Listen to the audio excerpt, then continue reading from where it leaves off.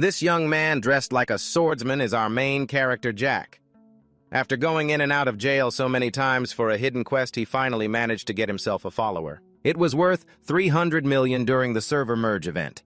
However, his biggest regret is that this follower can't be sold. And all of this began in a game called Legend World, an immersive online RPG set in a fantasy world built with cutting-edge virtual reality technology that has surpassed 50 million players worldwide. In the year 2210, the virtual reality online game Legend World officially launched. Although the monthly subscription fee was over 3 million in return players, they were given support to rent the expensive VR equipment, so the game quickly became a global sensation. The game's popularity led to the birth of a new profession. They are people who make a living by grinding, selling items, and completing quests in the game, and our main character Jack is one of them. Character Jack. Level 131. Class Master Circle. Race Human. Title Berserker. Guild None. Royal Contribution 4,200. Fame 1,020. Health 13,350. Energy 650. Strength 371 plus 130. Agility 161 plus 50. Stamina 251 plus 20. Intelligence 26. Spirit 1. At that moment, Jack glued his eyes to a piece of paper in front of him, then dropped to his knees, laughing like he was having a seizure. Ha ha, I finally found the quest item. Heh I had to eat instant noodles for 2 whole months to find this. As he said that, he started using the paper to wipe his face. After laughing his heart out, he remembered he had to turn in the quest and claim his reward immediately. Good. After I get the reward, I need to buy rice. No, I have to pay the rent first. I wonder how much this item will sell for? Jack thought about all the things he would do as he walked, after selling the pile of items he'd get from this quest. However, reality was far different from what he had imagined. After he turned in the quest to this merchant-like NPC, the reward was practically nothing compared to the effort he'd put in. You have received 100 fame. You have received 5 intelligence points. Your level has increased. You have received the title Hunter of the Demonic Weapons. Your level has increased by 34 or something. A linked quest has been activated. Find Pangs. Reading this, the poor guy's face twisted as he screamed, "What, this is the only reward?" And as if taking pity on his situation, the NPC in front of him tossed him a pair of boots. However, they were basically junk. They were only used at level 50, the kind of level for complete noobs in the game, so of course they weren't worth much. What, you don't want them? The merchant spoke as if he wanted them back, making Jack quickly grab them and check the info. Hey, wait a minute. After saying that, he glued his eyes to the screen to examine them. Manji's wings. Leather shoes made from the hide of a white demon ruler of the sky. Classification shoes. Rarity rare. Durability 500. Defense 25. Effect jump power plus 3 times. Movement speed plus 5%. Equipment restriction level 50 or higher. Seeing this, Jack's lifeless face grew even paler. If I post this on the item exchange, I'll only get 1 million 2 whole months of work for only 1 million. Additional info. The item exchange is a trading website where you can exchange items for real money. Back to Jack. A hint of killing intent was now rising on his face. He glared at the insolent NPC in front of him. His situation was one where desperation was about to breed crime. After subtracting rent and account maintenance fees, this 1 million would only leave him with 200,000. Hey buddy, what are you doing? The merchant asked distractedly, noticing Jack's stare. And in response to his words, Jack grabbed the guy's collar and questioned him.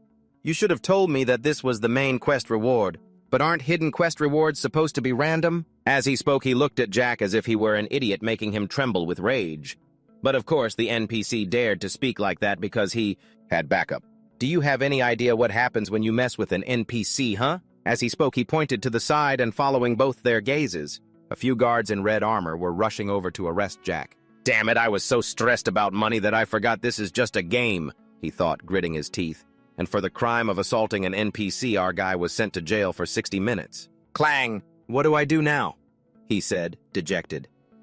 He ignored his character and took off his VR headset. You damn game.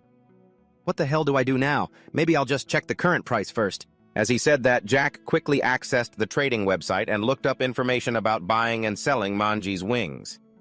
And at last, there was a little bit of good news for him. Someone on the exchange was looking to buy these wings for 1.2 million won. Oh, just a few days ago, I saw this for only 1 million won. Awesome! What am I waiting for? Let's make the trade now, he said excitedly. But then he turned to scold himself. I should have just stuck to grinding and hunting. I could have made about 1.5 million won a month just by selling random stuff. I guess greed really gets you nowhere. At this point, Jack also suddenly saw some information. It made his eyes pop wide open. Wait a minute, what kind of item is this? This is just unbelievable. Following his gaze at that moment, someone was selling a golem with absolutely insane stats. Product information. Category Legend World. Server Unified number 1. Product name Crescent Moon Golem Pans. Selling price 300 million won. Detailed description. Crescent Moon, Gigantes. The Crescent Moon is an ancient magic weapon that unleashes attacks that are as powerful as they are refined, just like its own meticulously forged body. Especially on nights with a waning moon, it's said to possess a peerless power that even a Gigantes cannot withstand. Classification Magic Weapon. Grade Soul, Level 200. Attack Power, 2,150. Defense 5,000. Durability 80,000. Automatically recovers when durability decreases. Back to Jack after reading the information clearly, he shook his head in exasperation. It's a soul-grade pet even higher than unique.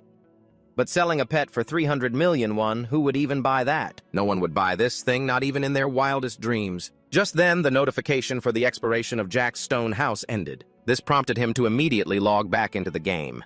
Then, although he didn't want to, since he had already accepted this hidden quest, Jack dragged himself over to the blacksmith's shop to find the old man pans for the quest. Why is the durability like this? He asked, making Jack too annoyed to even respond.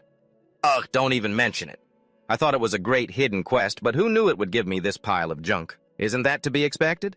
Let me fix it for you. Wait a moment, it's going to be pretty expensive. He said it in a tone that suggested he'd heard this countless times before.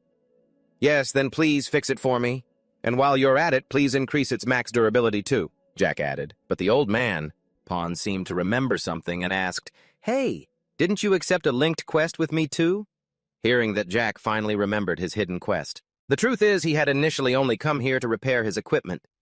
And as if on cue after Pans's words, the quest notification window appeared in front of Jack. Linked quest has been activated. Please find Pans. On the other side. The muscular old man also spoke up, giving him the quest. Here's the situation. I'm very interested in the ancient machines said to have been created during the age of magic, that is, golems. The kingdom is currently pouring a lot of effort into manufacturing them. If you bring me the core component needed to create a golem, I will reward you handsomely. After he spoke, the quest notification window also appeared in front of Jack. Quest. Notification Pans's request regarding the strongest machine of the Age of Magic has been activated. Additional restriction. After activating the quest and until its completion, the cost to purchase and repair items will be tripled. Ignoring the notification for now, Jack had to ask again to be sure to avoid a situation like the one with that merchant Teddy. A handsome reward, huh? You're not planning on giving me 100 gold like Teddy did, are you? I don't know. I can only say that it is a worthy reward. The old man's vague answer gave Jack a headache. These NPCs are always like this. He sighed internally, then asked, So what does it look like? I think it's about this big and it's a glossy black color, he said, holding up his pinky finger, which crushed Jack's motivation. What? That's it. So where is it? I heard it's somewhere in Talang Castle. In any case, if you bring it to me, I'll give you a big reward. If you're lucky, you'll find it quickly. And just like that, after leaving the old man's shop, our protagonist started to think about the quest. This is a mandatory quest and will not affect other in-game activities, even while it is ongoing. Difficulty unknown. Reward unknown. Until this quest is completed. It will always appear on the quest list. Well, I guess I have to go to Talang Castle first. But what if it takes another 2 months? On the way, I'll have to take the opportunity to grind some mobs and earn some extra cash, he muttered to himself. An unknown amount of time passed, but now, Jack had finally arrived at the place to find the quest item. After witnessing its scale, he couldn't help but shout, Oh my god, I knew Talang Castle was huge.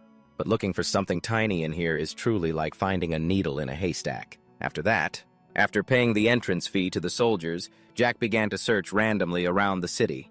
However, to be frank, he still had no idea how to find that tiny quest item. In a city this large, after wandering around for a while, Jack decided to ask a nearby shoeshine boy. A shiny black object about the size of a pinky finger, other than shoe polish. I've never seen anything like that, the boy said, shaking his head. After that, he also tried asking a few nearby shops. However, they couldn't provide any useful information either. Even the soldiers had never heard of such a thing. Hey, you're not from around here, are you? Outsiders who want to enter the city must go to the magistrate's office to register their entry, he warned. But just then, suddenly a child's voice piped up from behind Jack. I've heard about it. It's the thing that Pans wants, right? They say it's the heart of a legendary machine. I wonder if it's the black object that Pans is looking for.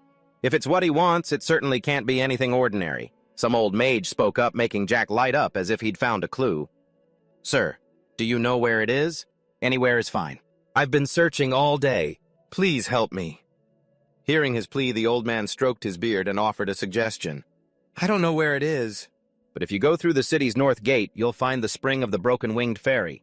Rumor has it there's a lot of treasure there. Really? Jack asked again, his eyes sparkling, which made the old man's hair stand on end. What's wrong with this young man? Where is it exactly? Let me mark it on the map for you, he said, his voice tinged with a little regret, but at least after getting the information, Jack thanked him with sincere gratitude. Thank you, sir. Thank you so much. Whoa, what a polite young man, the old man said, surprised. Meanwhile, Jack's face was filled with determination.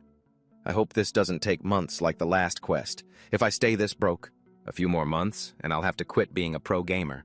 At that thought, Jack started heading straight for the north gate. However, he was immediately stopped by the gate guards. You can't pass through here. The northern region is very dangerous. You're forbidden from going alone. You need to form a party. I've grinded there before, please just let me through, Jack pleaded, but the soldiers' faces remained cold as stone. I said it's forbidden. You want us to throw you out? The two of them threatened, scaring the daylights out of our hero, who immediately scrammed. All right. So dedicated to your job. Hey, outsiders must go to the magistrate's office to register their entry. They reminded him, which only annoyed Jack further. Yeah. After saying that he secretly hid in a corner, looking for a chance to sneak out. When is this going to be over?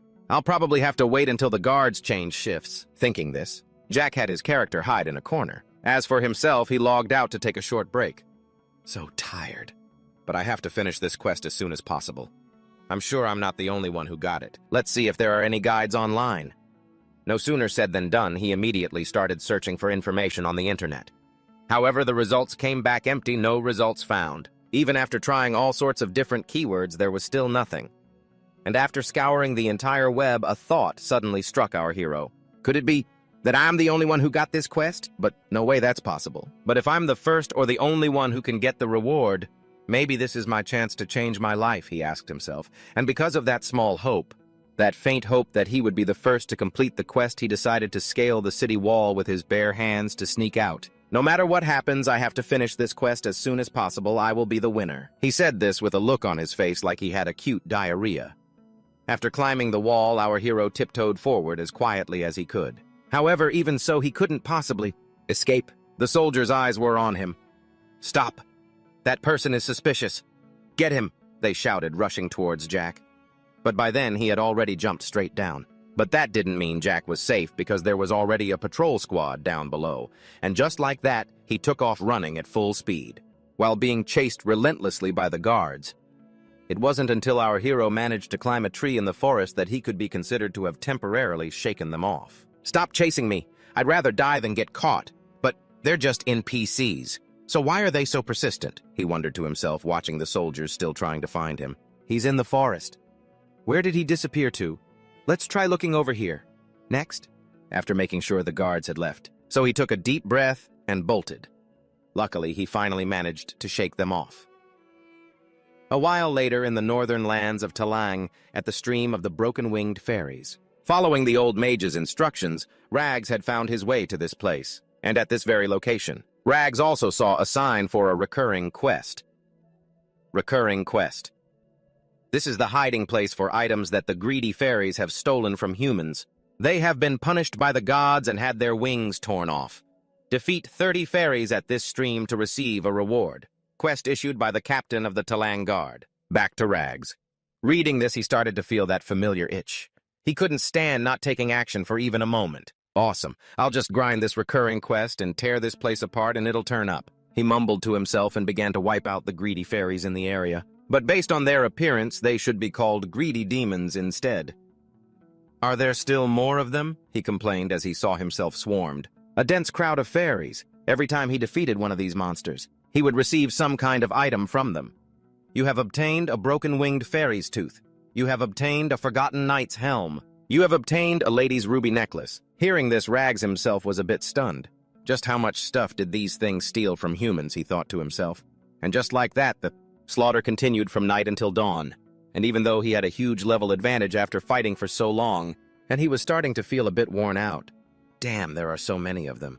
My inventory is full too. Let's see, it's all teeth, and rings. Just a bunch of junk. As he spoke, Rags started pulling all the junk out of his inventory and tossing it until he suddenly spotted a peculiar item, a strange stone. Notification, a mysterious heart. Quest item. Untradeable. Those were the words the system used to describe this thing. And after seeing this, the big guy's face practically melted with joy. Oh man, I finally found it. He started cheering with delight like a child. Little did he know that his journey of raising a child was about to begin. The scene then shifts to the forge of the old man Bands. Right after getting the quest item, Rags immediately ran back to this place. However, he still had to wait for the old man to check if this was really what he needed. And after waiting for a while for this old guy, our protagonist started to lose patience, slamming his hand on the table and shouting, "How much longer are you going to just stare at it? It's been an hour." His shout made the muscular old man jump. Meanwhile, our protagonist started to persuade him, "If you don't know what to do with it, just consider the quest complete and give me a different reward. Give them back," he demanded, causing the old man to quickly hide the stone and laugh foolishly. "Ha ha ha! This young man is so impatient. This is an item created from ancient magic. Even modern technology can't comprehend it. When you encounter something as rare as this, you have to admire it," Bands explained, but upon hearing it, Rags' eyes widened. "What you mean you were just admiring it, not researching it?" He shouted angrily, but the old man just laughed and asked back, "Don't you know what this is?" "Yeah, I really don't know what it is," Rags admitted with a nod. After hearing this, the old man unceremoniously threw the stone into the forge fire and began his story. "This is an artifact beyond our understanding.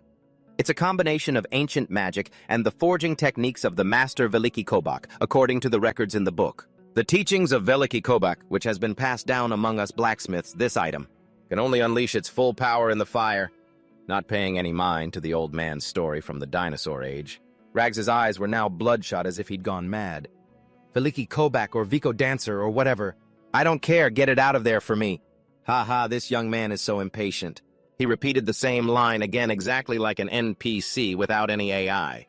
And then following his request, Bands put his tongs in and clamped down on the stone, pulling it out.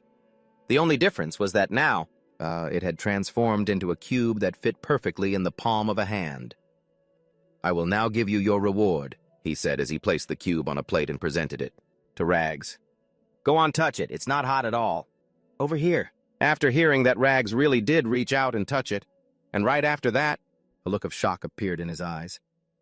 "It's so cold, don't tell me you gave me a magic prop to perform with in front of people," Rags asked idly just before the system notification screen appeared. "You received the mysterious opaque cube as a quest reward." After seeing Jack touch the cube, Pants also patted his shoulder. Then he gave him an incredibly charming smile. "It's yours now." His somewhat feminine smile started to give Jack goosebumps. "Don't smile at me like that. You can't attack an NPC." With that thought, he hurried out of the smithy. Before the old man could do anything inappropriate, the scene shifts to a forest not far from Jack. After looking around and making sure no one was there, Jack began to examine the cube he had just received. "What in the world am I supposed to do with this thing? If only I had asked him what was written in that Pladon's Dancer book." Wait a minute, was it PLE Dan's Dancer? Speaking of which, he tried connecting to the external network to check, but couldn't find any results. Still no results at all. "What am I supposed to do with you? Are you just a piece of junk? It's a bound item, so I can't even sell it. What on earth is it for?" Jack sighed in frustration. But it seemed like the heavens heard his complaint, because right after that, the cube emitted a brilliant flash of light, and then before Jack's astonished eyes, it began to break apart into many pieces. Finally, it transformed into a red sphere hovering in midair. After waiting for everything to settle down, A tiny creature that looked like a native tribesman appeared before him. Upon seeing his quest item turn into this tiny little guy, the big guy's face went completely blank. What is this now? Oh, for crying out loud! I've been getting nothing but junk rewards lately. He sat dejectedly by a tree trunk. Meanwhile, the little guy seemed to sense his sadness, so it started to run over and comfort him, which made Jack feel a little better. At that moment, a notification was also sent to Jack. The entity that has long been asleep in the mysterious opaque cube has recognized you as its master and broken the seal. You have become the master of the magic machine. Gigantes Dark. Hearing the word Gigantes, his eyes lit up because he remembered that the giant golem of that name was listed for 300 million. Gold on the exchange. And just like that, the little piece of trash in Jack's eyes turned into a huge gold nugget. I've hit the jackpot. Awesome! He jumped and laughed, unable to close his mouth. But very quickly, Jack realized there was a difference in their names. Wait a minute, the 300 million one was Gigantes Crescent, but mine is Gigantes Dark. I'd better check again. As he spoke, he quickly opened the little guy's information window to check. Gigantes Dark. True to its name, everything about it is shrouded in darkness in its current state. It seems nothing can be expected from it. Classification Gigantes. Grade Normal. Level 1. Attack Power Unknown. Defense unknown, durability unknown, skills unknown. Special features also unknown. Bound, cannot be sold or traded. Reading this far, our protagonist almost fainted, especially the two lines stating nothing can be expected in its current state, along with the stupid binding. Cannot be sold or traded, which made his heart ache even more. What the hell is this? So in its current state, it's useless, and I can't even sell it or give it away. If I email the Legend World administrators now, they probably won't reply. They're known for only responding to issues related to game bugs or accounts, but still it's a Gigantes. It must be useful for something, right? Jack thought with a bit of anticipation. But when he saw the tiny golem's speed couldn't even keep up with a rabbit, he could only laugh like a madman. Well, first things first, I'll just have to level it up. That's the most basic thing. The scene changes to a lush green forest. This is a level 20 hunting zone. Right now, in a corner of the forest, a group of monsters was enjoying a meal before they were interrupted by Jack and Gigantes Dark. All right, Dark, show me your power, he shouted, pointing forward to order the little guy to charge and attack. Following Jack's command, the little guy's whole body began to emit a dangerous aura. It surprised him a little. Whoa, that looks pretty intimidating.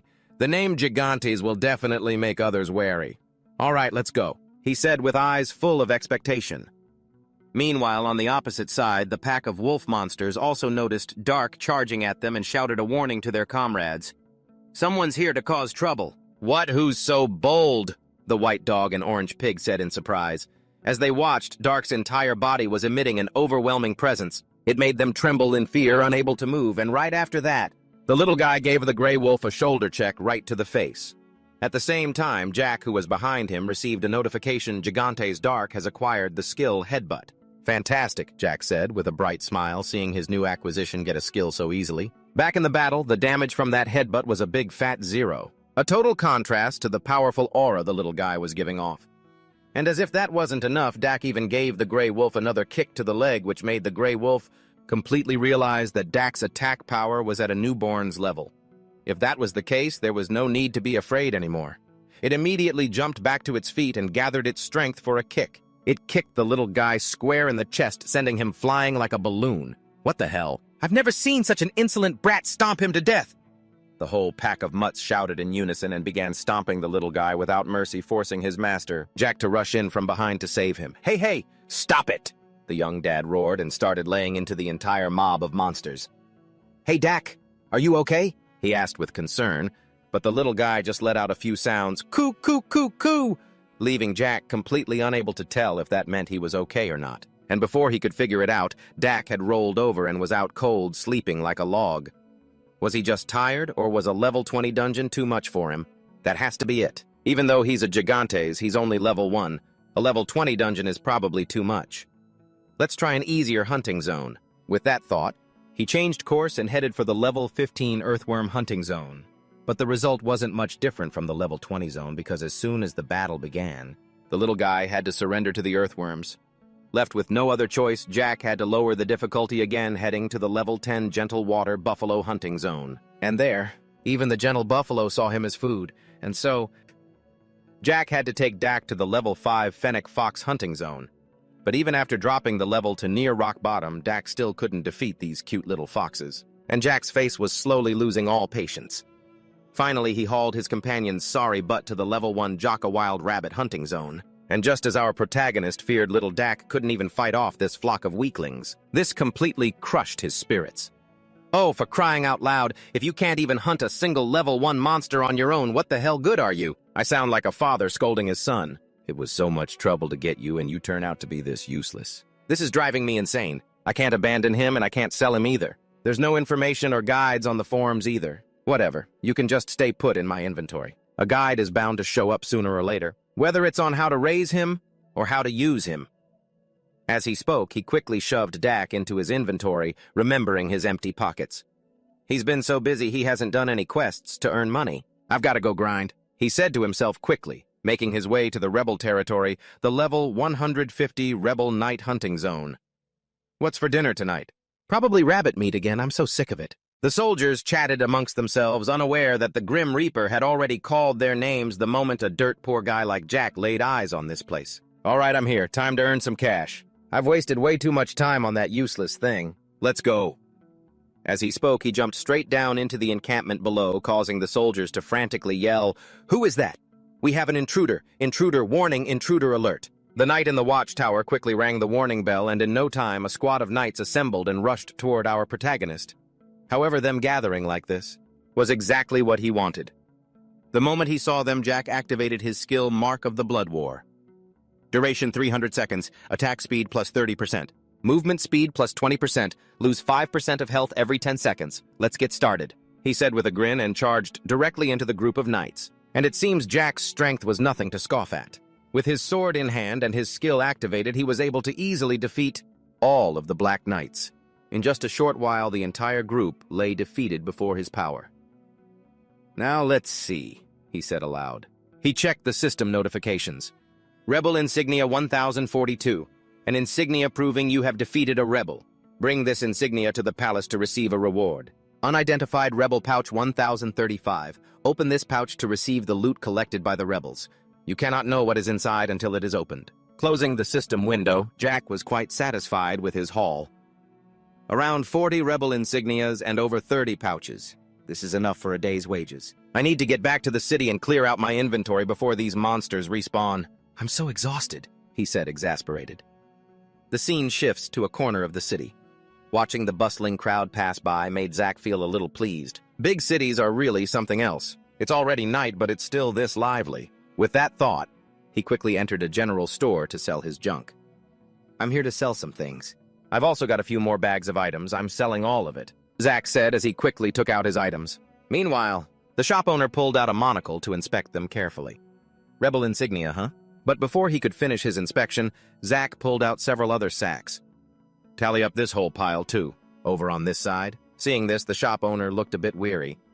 It's all junk, but there are a few gemstones. Here you go, 5 gold, the man said as he took out the corresponding amount of money. But Zack immediately switched into haggler mode and yelled, I've been eating and sleeping in the rebel hideout for days hunting extra monsters. Come on, give me a little more, will ya? Rebel gear is a dime a dozen these days. The market's completely flooded. What can I do? The shop owner hastily explained, which made our protagonist curious. What? How can there be so much stuff from level 150 monsters?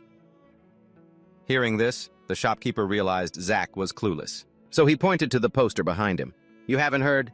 Tons of players have been rushing to hunt down the last of the Tot rebels for the royal reward. Stuff like these rebel insignia are all over the market now. Back to Zack hearing what the shop owner said. He had no choice but to accept the price. At the same time, Zack's attention was drawn to the royal reward. A reward from the royal family, huh? I hear the reward is huge and you can even build up merit to get more quests. Maybe I should join in too. Yeah, let's do it. I've wasted so much time on that bizarre quest. Zack silently hatched a plan. By the next morning, he had immediately headed to the Royal Army's barracks to join the eradication campaign. And so you wish to join the campaign to annihilate the Tot rebels? The commander asked. Zack stood at attention and replied with his most formal posture, "Yes, sir. I will do my best." "Very good. We will hire you as a mercenary for the royal army. Put on this cloak. It is the symbol of a mercenary." As he spoke, he tossed a cloak to Zack, who couldn't resist, equipping it immediately. Meanwhile, the commander began his instructions. "We, the royal army, fight for the honor of the kingdom and Talang. Go now and fight. I commend your courage." After that, since this was a long campaign, Zack had to get to work building himself a tent. "All right then. Setting up camp here should be fine. To grind efficiently, I'm going to need this." As he spoke, he quickly took out his tools and got to work. In no time at all, a simple tent appeared. Complete a cozy bed, convenient storage, and a proper cooking stove. This is perfect. "Well then, shall we begin?" he said, cracking his knuckles as if he couldn't wait any longer. Itching for a fight, Zack immediately started hunting down the Tot Knights to spill some blood on the very first day. The second and third days proceeded in much the same way. The haul was incredibly lucrative, leaving our general very satisfied. "At this rate, I'm going to make a fortune. First, let's just store all this miscellaneous stuff in the chest. Oh, and I even got some gemstones," he said cheerfully. But just a moment later, Zack suddenly realized something terrible and his face drained of color.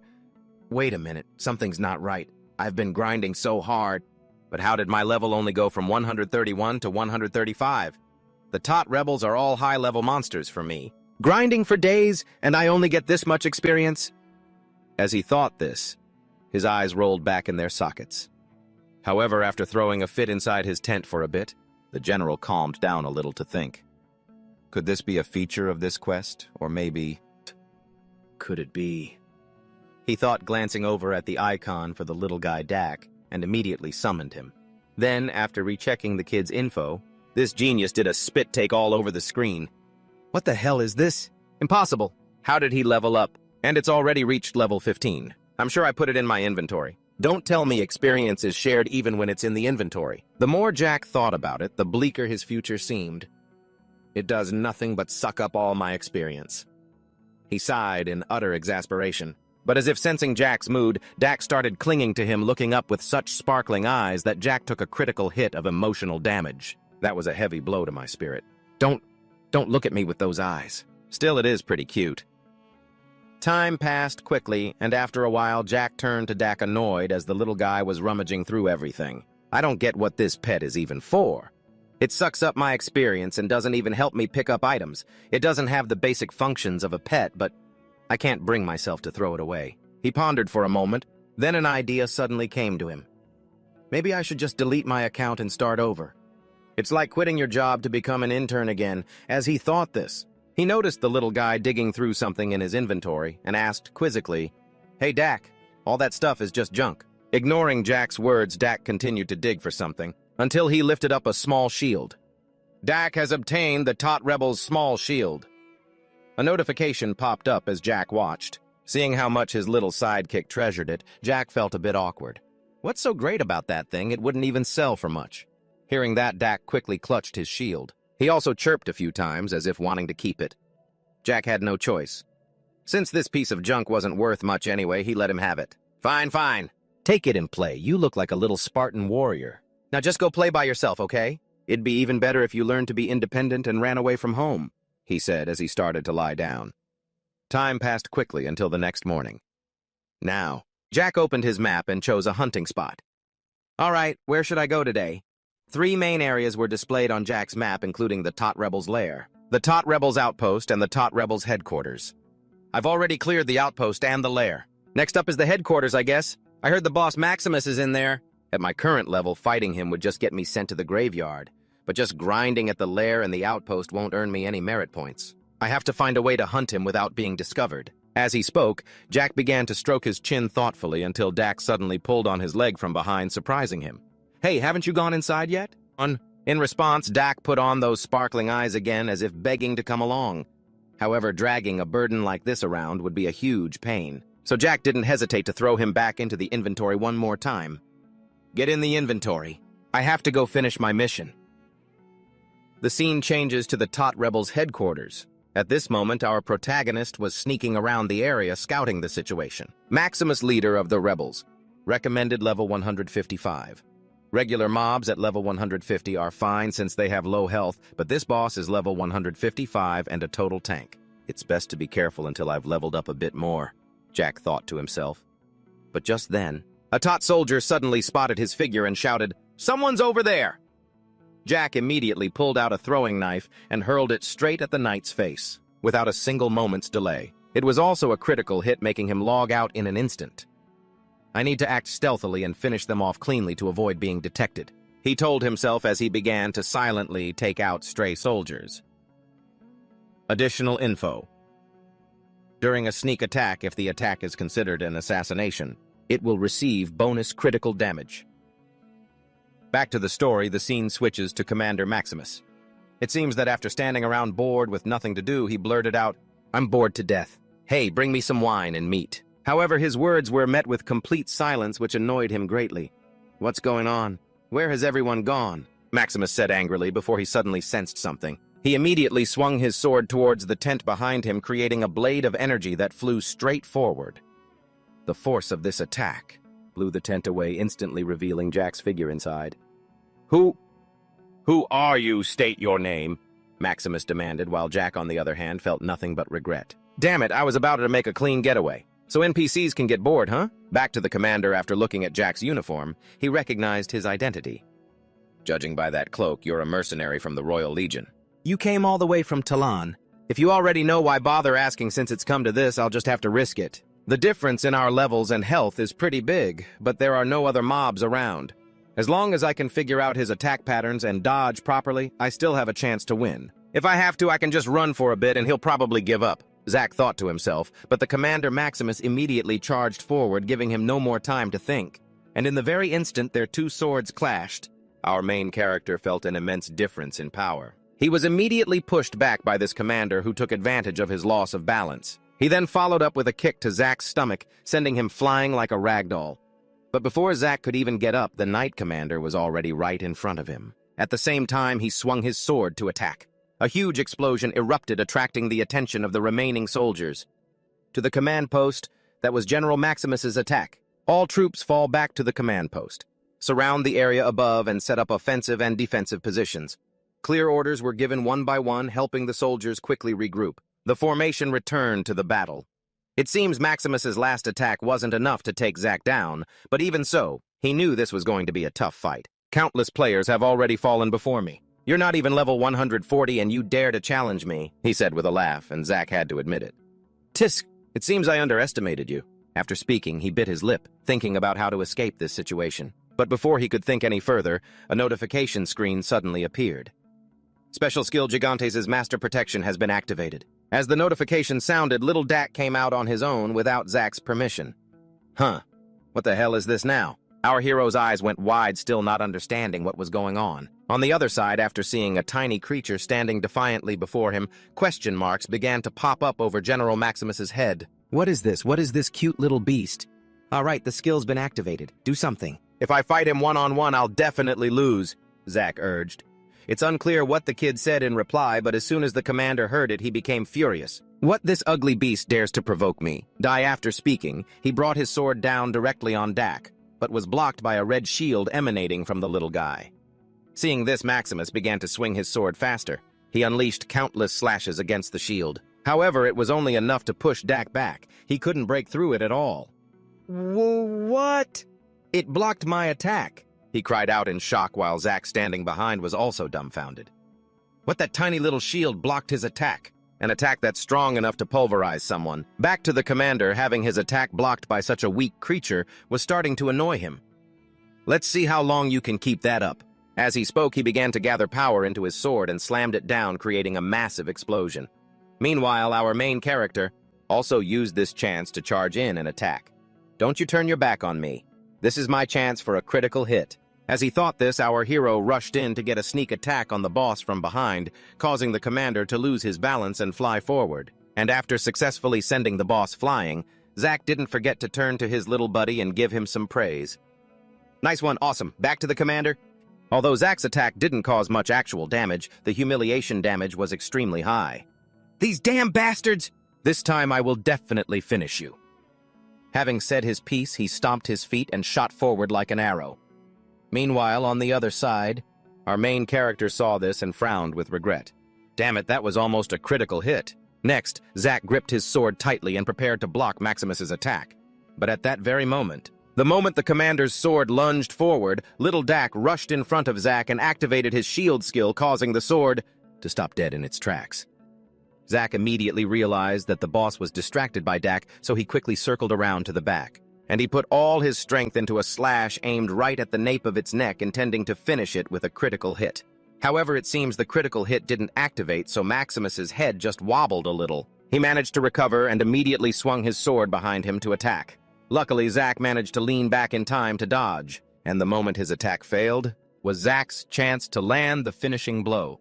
He took advantage of the opening before the commander could pull his sword back to defend and thrust his own sword forward. It pierced through his chest, ensuring this guy had no chance to turn the tables.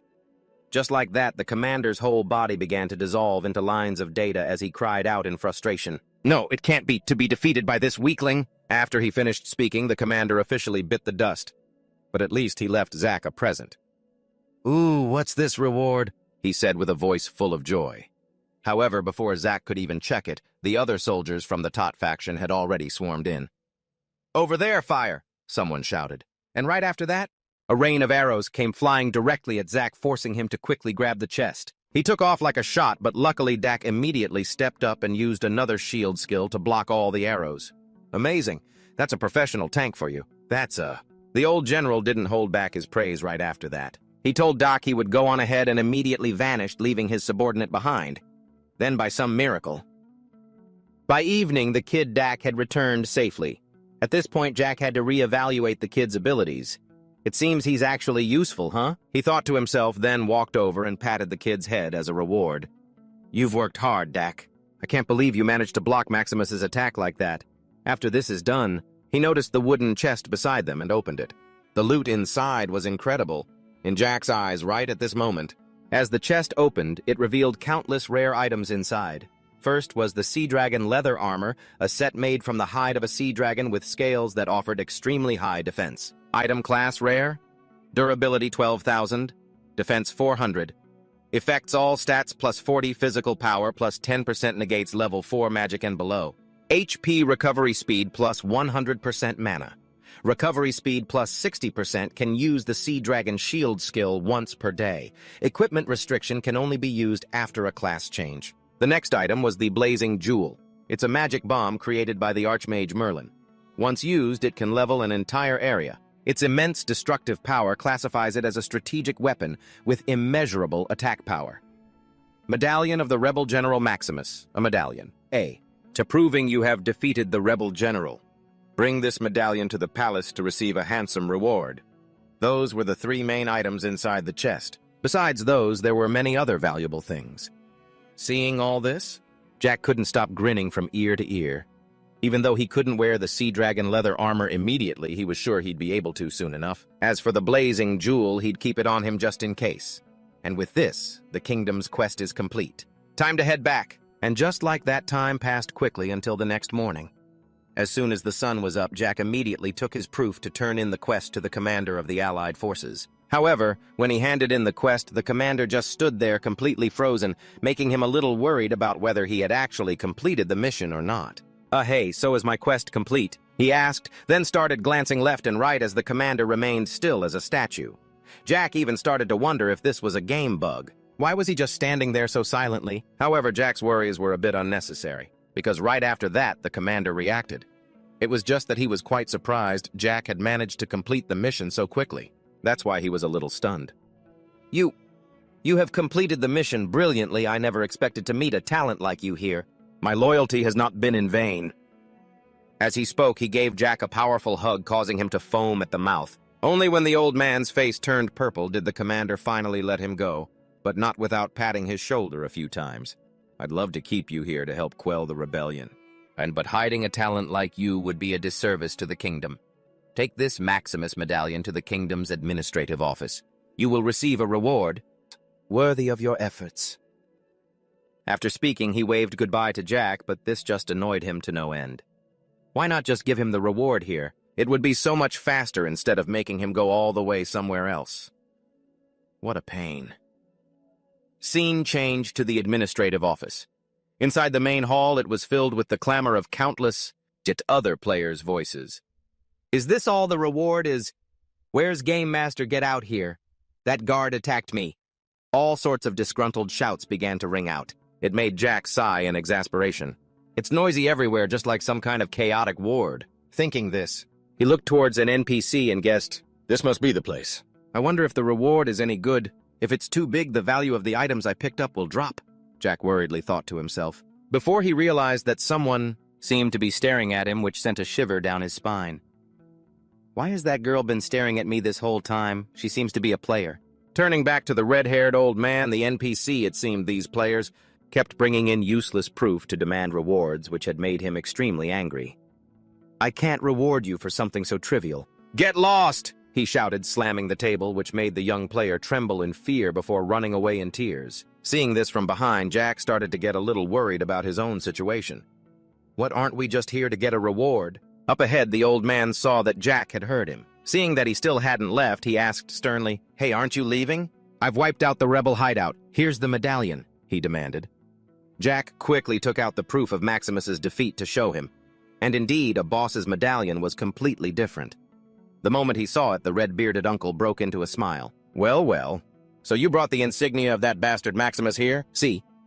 Only insignias like this one are worth anything. Understand how it's done now. Ha ha!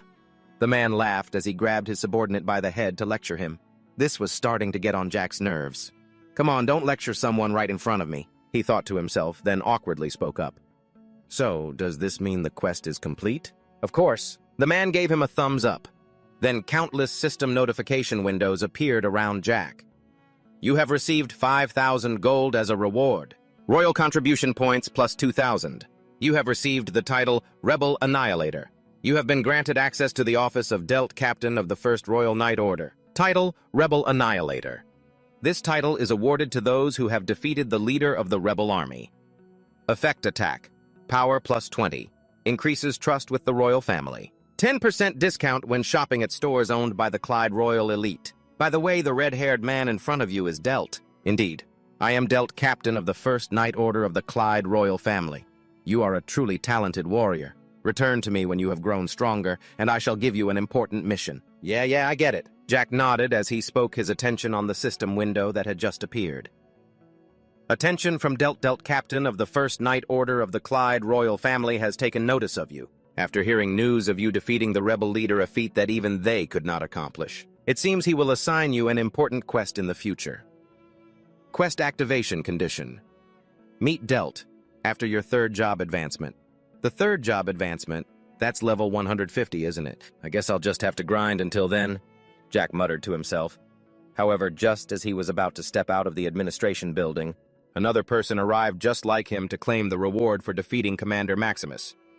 Oh, you've brought the insignia of that bastard Maximus. Here as well. Delt's surprised voice rang out, causing Jack to quickly turn his head to look. Another one, is this person just like me? Seeing this, he was sure that the other person would also get a hidden quest from Delt, just like he did. So he started thinking about forming a party with that player in order to level up faster. Who knows, maybe I'll even get carried. The more Jack thought about it, the more he felt his decision was brilliant, so he went and waited outside the door. He'd wait for this girl to come out and then make his move. What's taking her so long? Jack said, watching the door. The moment he saw her step out, he hurried over to greet her. Oh, there you are. Hey, it looks like you just took down Maximus. If you also got the job advancement quest, why don't we party up to grind levels together? He said, extending his hand. However, his offer was met with a chilling, scornful silence from the girl. Then she simply turned and walked away, leaving our hero utterly embarrassed. Huh, what was that? Did I do something wrong? He wondered. Jack began to rationalize to himself. It's not like I actually wanted to get to know her. For all I know, she's probably a dude in real life. Ah, whatever. I'll just go to sleep and deal with it tomorrow. With that, he quickly logged out to get some rest after days of tedious grinding. The scene changes to the Darklands. Recommended level is for players between 120 and 150. Only then should you drag yourself here to grind.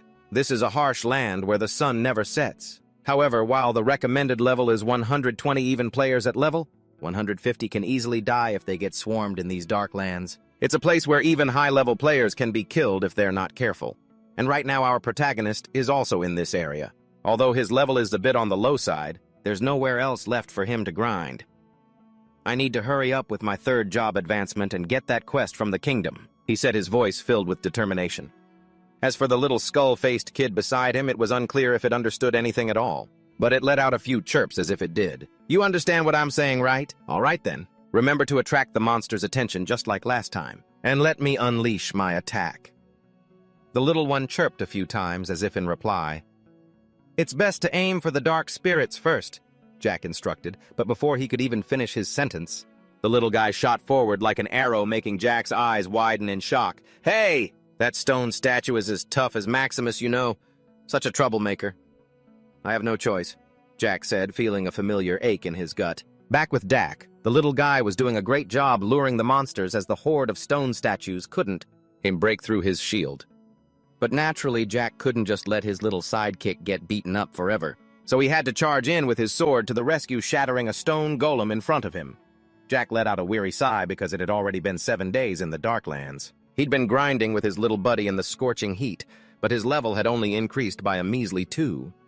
This is killing me. As he spoke, Jack plopped down on the ground. The only one thriving was Dak. The little guy had already hit level 30. And every time Jack tried to take a little break, that damn troublemaker would start pulling more monsters, charging in like a moth to a flame and driving Jack absolutely insane. Looking at the horde of monsters hot on his heels, Jack started to feel sorry for himself. Even the slaves who built the pyramids in Egypt got to rest. But whatever, I'll just treat this as a chance to grind my level up, he told himself, gripping his sword tightly to prepare for another fight. And after he was done, with this wave of monsters, his health hit rock bottom. He almost died. But man, our teamwork was perfect. Dak did a great job drawing the monsters' attention so I could comfortably land critical hits until they were wiped out. He thought to himself while silently waiting for his health to recover, but perhaps because he sat there for too long, he started getting some negative status effects. You are suffering from sunstroke. All stats are reduced by 30% for 6 hours. The effect and its duration will increase if you do not rest. Bright red notifications started to pop up one by one. This made Jack hastily scan his surroundings for a place to hide. This is too dangerous. Maybe I should set up camp nearby. No sooner said than done, our hero immediately found a suitable spot and got to work building a tent. By the time he was finished, he looked as if he had just taken a shower. The tent's shelter effect has been activated. You are now recovering. Adverse effects will disappear one by one. The notification sounds chimed in. Jack felt a wave of relief. After all, it was already hot enough here to get sunstroke. The campfire's effect is even stronger than the sunstroke debuff. The developers must have wanted to make things harder for the players. Speaking of which, Jack got annoyed again and turned to shout at his little companion Dak. This is why I said we need to rest properly. If we had, we wouldn't have had to stop in this godforsaken place. Putting the sunstroke issue aside, Jack then opened the map and considered his next plan. Okay, we're here now. We've gone far from the edge of the Darklands. Since we're this deep in, we have to take down the boss. The recommended level is 170, but with Dak, maybe I can actually beat it. If we succeed, we'll get tons of experience. Let's see. I'll search the forums for info on the Darklands boss, he said quickly, accessing the external internet network. And very quickly, Jack found the information he needed. Boss spawn mechanism in the Darklands, boss spawn areas this past week. On the map, an arrow icon was marking the boss's last known location.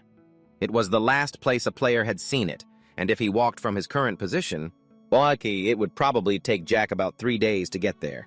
However, it seems the boss's spawn location is random.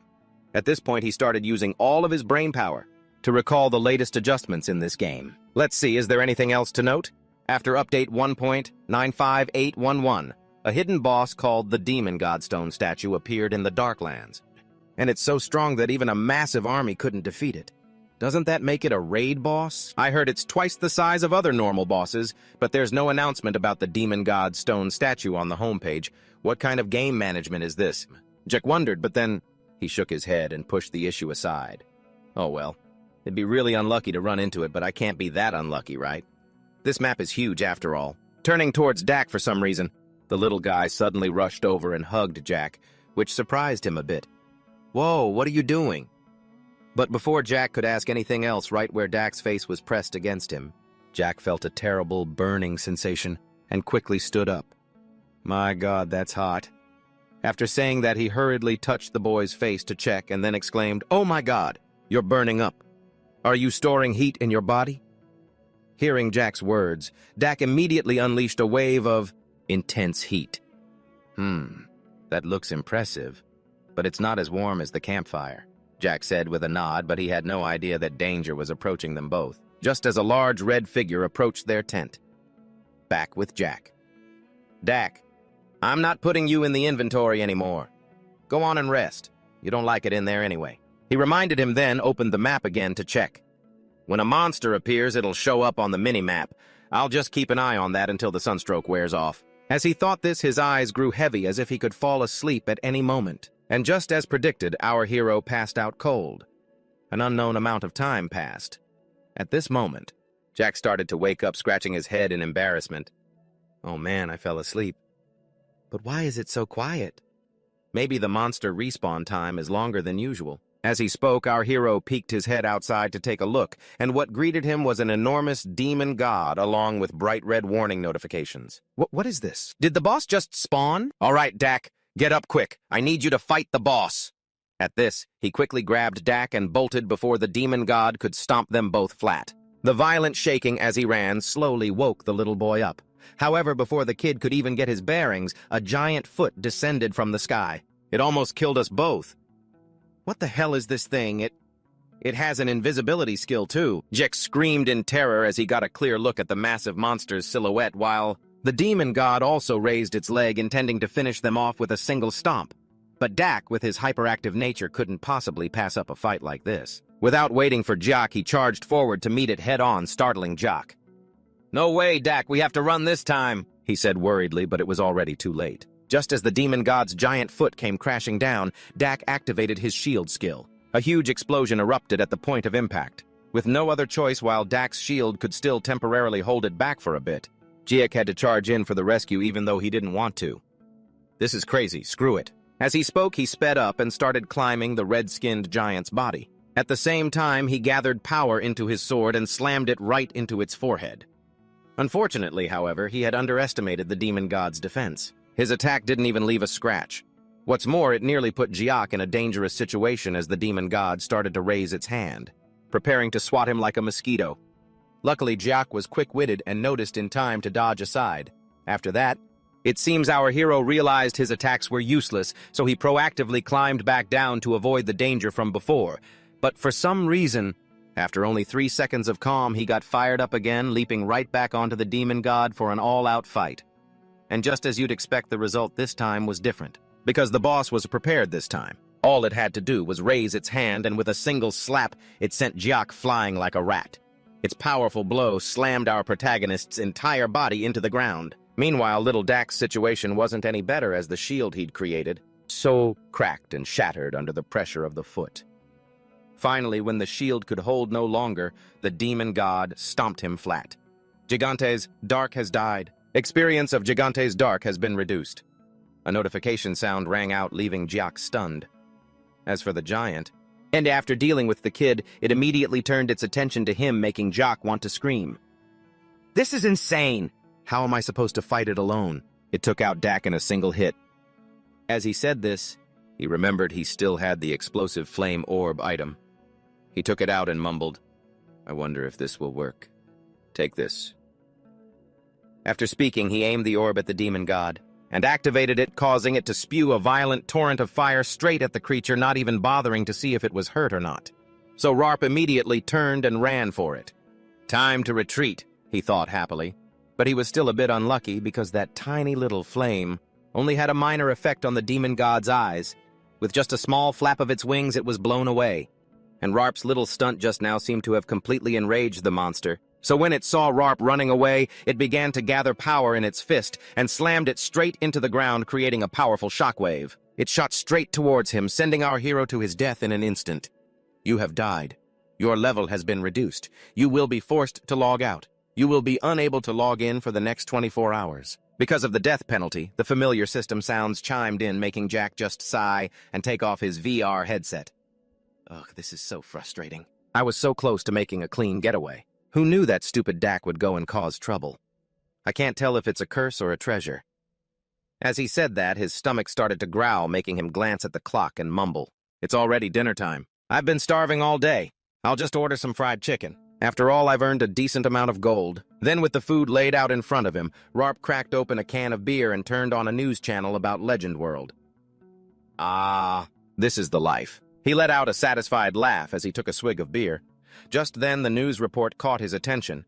It seems that the new pet, recently updated in Legend World, is causing quite a stir, isn't it? That's right, it was only a rumor before. But at 2 p.m. this afternoon, Legend World's game monster officially confirmed it.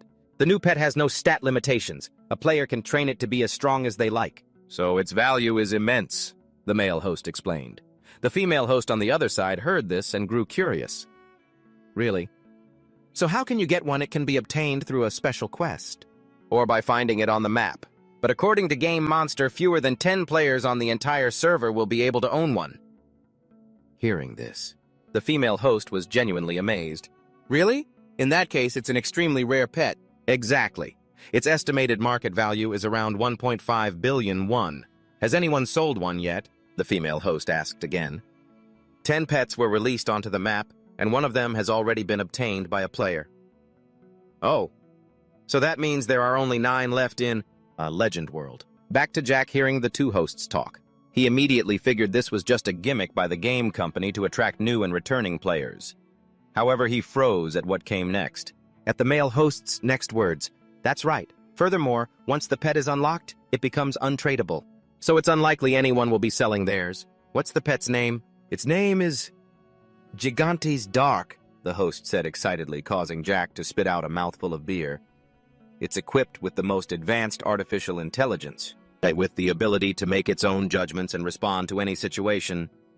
The host continued to explain, while our hero's face was a mask of pure disbelief. To that useless thing is worth 1.5 billion won. 1.5 billion won? No way. You mean I let a 1.5 billion won pet die? Wait, calm down. It'll respawn anyway. But how is that thing worth 1.5 billion won? Is this for real or some kind of joke? The more he thought about it, the more his head felt like it was about to explode.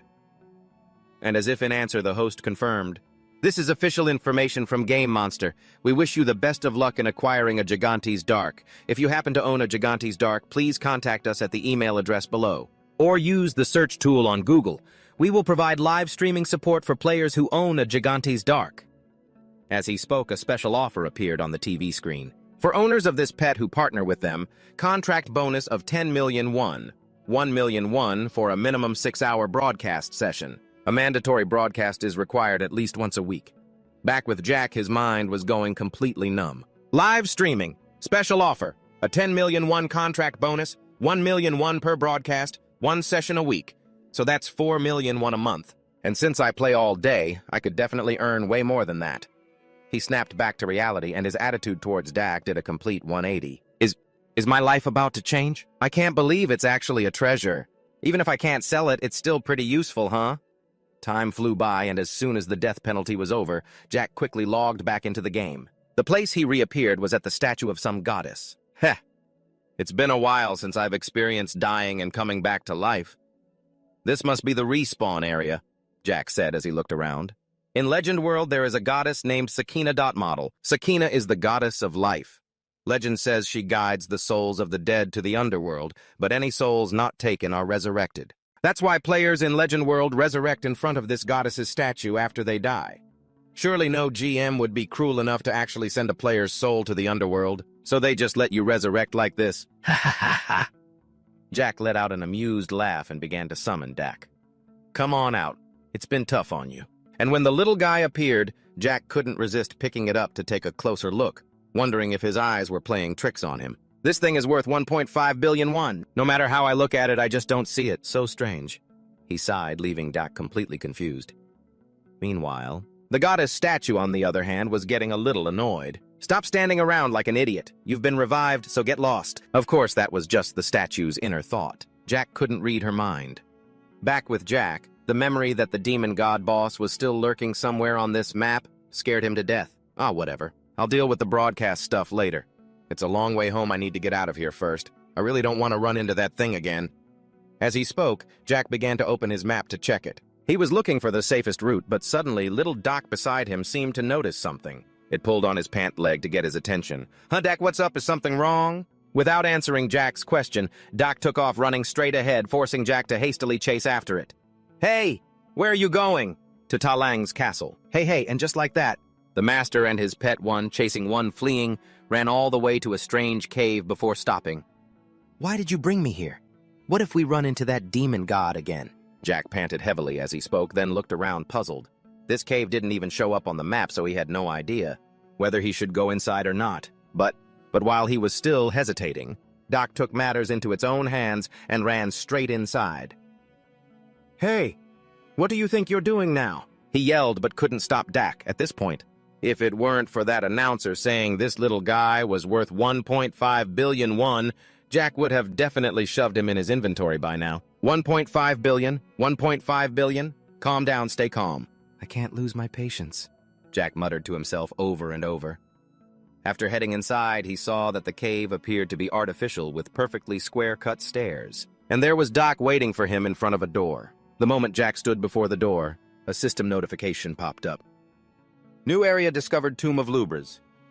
Hearing that, Jack felt the name was somehow familiar. He began to search his memories. Tomb of Lubras, huh? Why does that sound so familiar? Lubras. That was the demon king who appeared in the game's mythology. In Legend World, Lubras started as a lowly creature from the demon realm. He trained himself to become the demon king, expanded his power into the human world, and became an immortal demon god. According to the myth, he overthrew the previous demon king, the Stone Demon King, by tearing off his horns and seizing the throne. However, a hero from the human world appeared and defeated him, sealing him away for eternity. And the horns of the Stone Demon King, the source of Lubras' power, were said to have been hidden somewhere in the human world. That's right, I think an NPC mentioned this before, but I never thought I'd find his tomb here. After speaking, Jack turned to look at Didak, guessing the little guy must also have the ability to detect ancient relics and treasures. Putting the mystery of Dak's hidden abilities aside, he then couldn't contain his curiosity and immediately entered the tomb. At the same time, in a certain room, a gorgeously dressed woman stretched wearily and glanced at the clock. It was already past closing time. "Manager Lee, have we made contact with the owner of Gigante's Dark yet?" she asked a male employee beside her. In response, the young man could only scratch his head sheepishly. No. Still nothing. But we already announced the reward on the live broadcast. You don't think that person quit the game, do you?" the purple-haired woman asked. Seeing how anxious she was, the employee tried to reassure her. The GMs confirmed that it's in someone's possession. They'll definitely get in touch after seeing the broadcast. "We can't just keep waiting like this. What if another station steals it from us?" The woman shook her head as she spoke, causing the employee to just sigh and turn back to her. Of course, she knew that complaining wouldn't solve anything. "Well, I guess after work today I'll contact Legend World again tomorrow to ask for info on the player who has Gigantes. While I'm at it, I should contact the Guildmasters too. Yeah, that'll work. Well, then I'm heading out. See you tomorrow."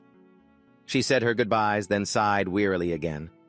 Time to just go home and log into the game. I have to make the most of this time to grind. But man, I'm really addicted to this game. I'm always thinking about it. Or maybe I should just log in and find that player myself. The girl thought this as she clicked on her assassin character, Harren, and looked at the character icon. And it seems this was the very girl that Jack had met at the Alliance's administrative building. Back with Jack, after he opened the door and stepped inside, he came face to face with a giant horn. "It's on display on a stone pedestal inside the room, huh? Is that the horn of the Stone Demon King?" he exclaimed in amazement. The creature Dak next to him had already bolted towards it like a dog was chasing him. "Hey, be careful, don't run around all over the room," Jack said worriedly. And sure enough, just as his words became reality, little Dak accidentally stepped on a certain stone slab. It sank down simultaneously, activating a trap mechanism above. Following that, countless arrows, swinging blades, and burning oil began shooting out, aimed straight at the little guy. However, it was all blocked by Dak's shield skill. "You'll step on a trap if you're not careful." "Dak's not stupid," Jack yelled from behind, but by then Dak had already finished dealing with the trap. "Wow, he's even scouting for me." He's a master scout, all right. But there could still be traps. I have to be careful with every step. As he spoke, Jack tiptoed forward, and only when there was no strange sound ringing out was he able to let out a full sigh of relief. Relieved, Jack was able to easily reach the horn just like that. This is just unbelievable. With this amount of mana and durability, it can be used to craft any type of weapon, whether it's for magic-ranged melee tanking or healing. This is an incredibly expensive high-grade material. I've never even seen anyone use equipment made from this stuff before, either in real life or in the game. There's probably no trap right here, right? Nope, no traps, Jack said as he lifted the entire pedestal in his hands. And Dak next to him also chirped a few times as if reminding him. All right, put this in my inventory. Want to get out of here already? Jack said with a laugh as he tossed it into his inventory. However, a system message immediately popped up. Cannot store in inventory. Exceeds allowed weight and size. What you mean?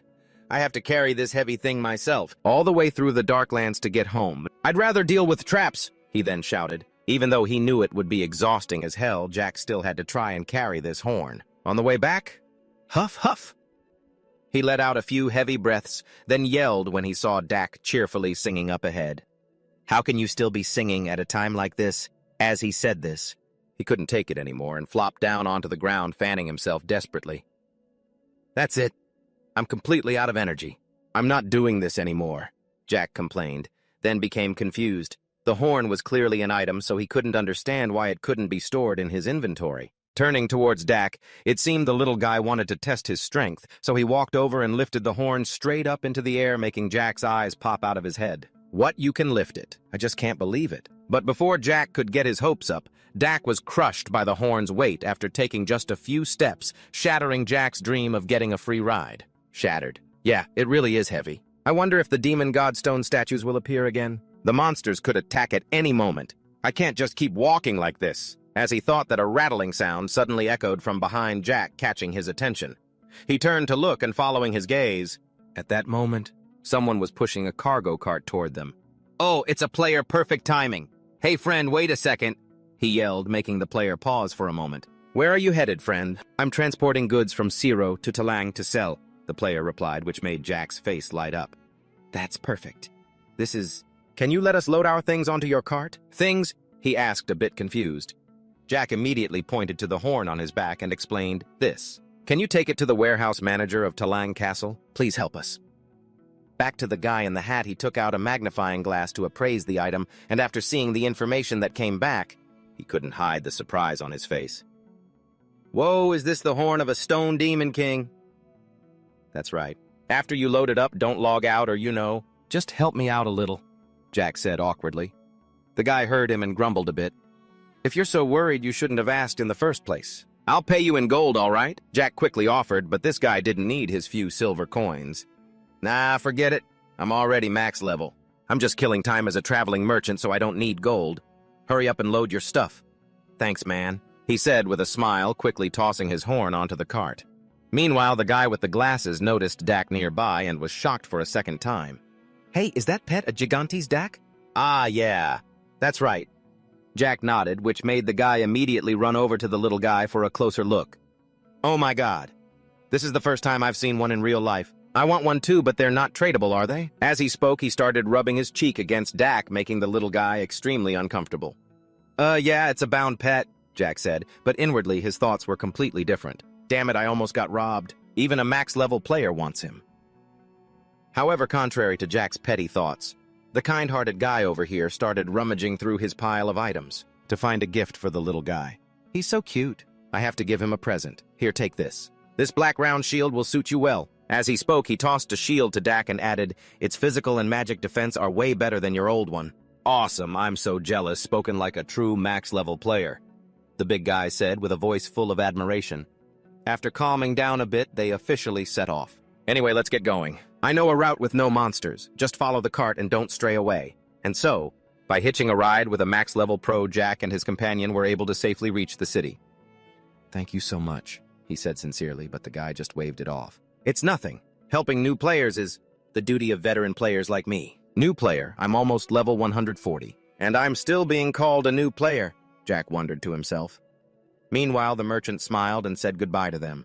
I'm off, you be a good boy, Dak. You be a good... And next, after the merchant had left, Jack quickly looked for a shop of some kind to temporarily store the horn. You want to store something? Ah, yes, I'd like to store this, Jack said, lifting up the horn. But when the old dwarf saw it, he refused immediately. Oh heavens, we can't keep this thing. It contains too much magical energy.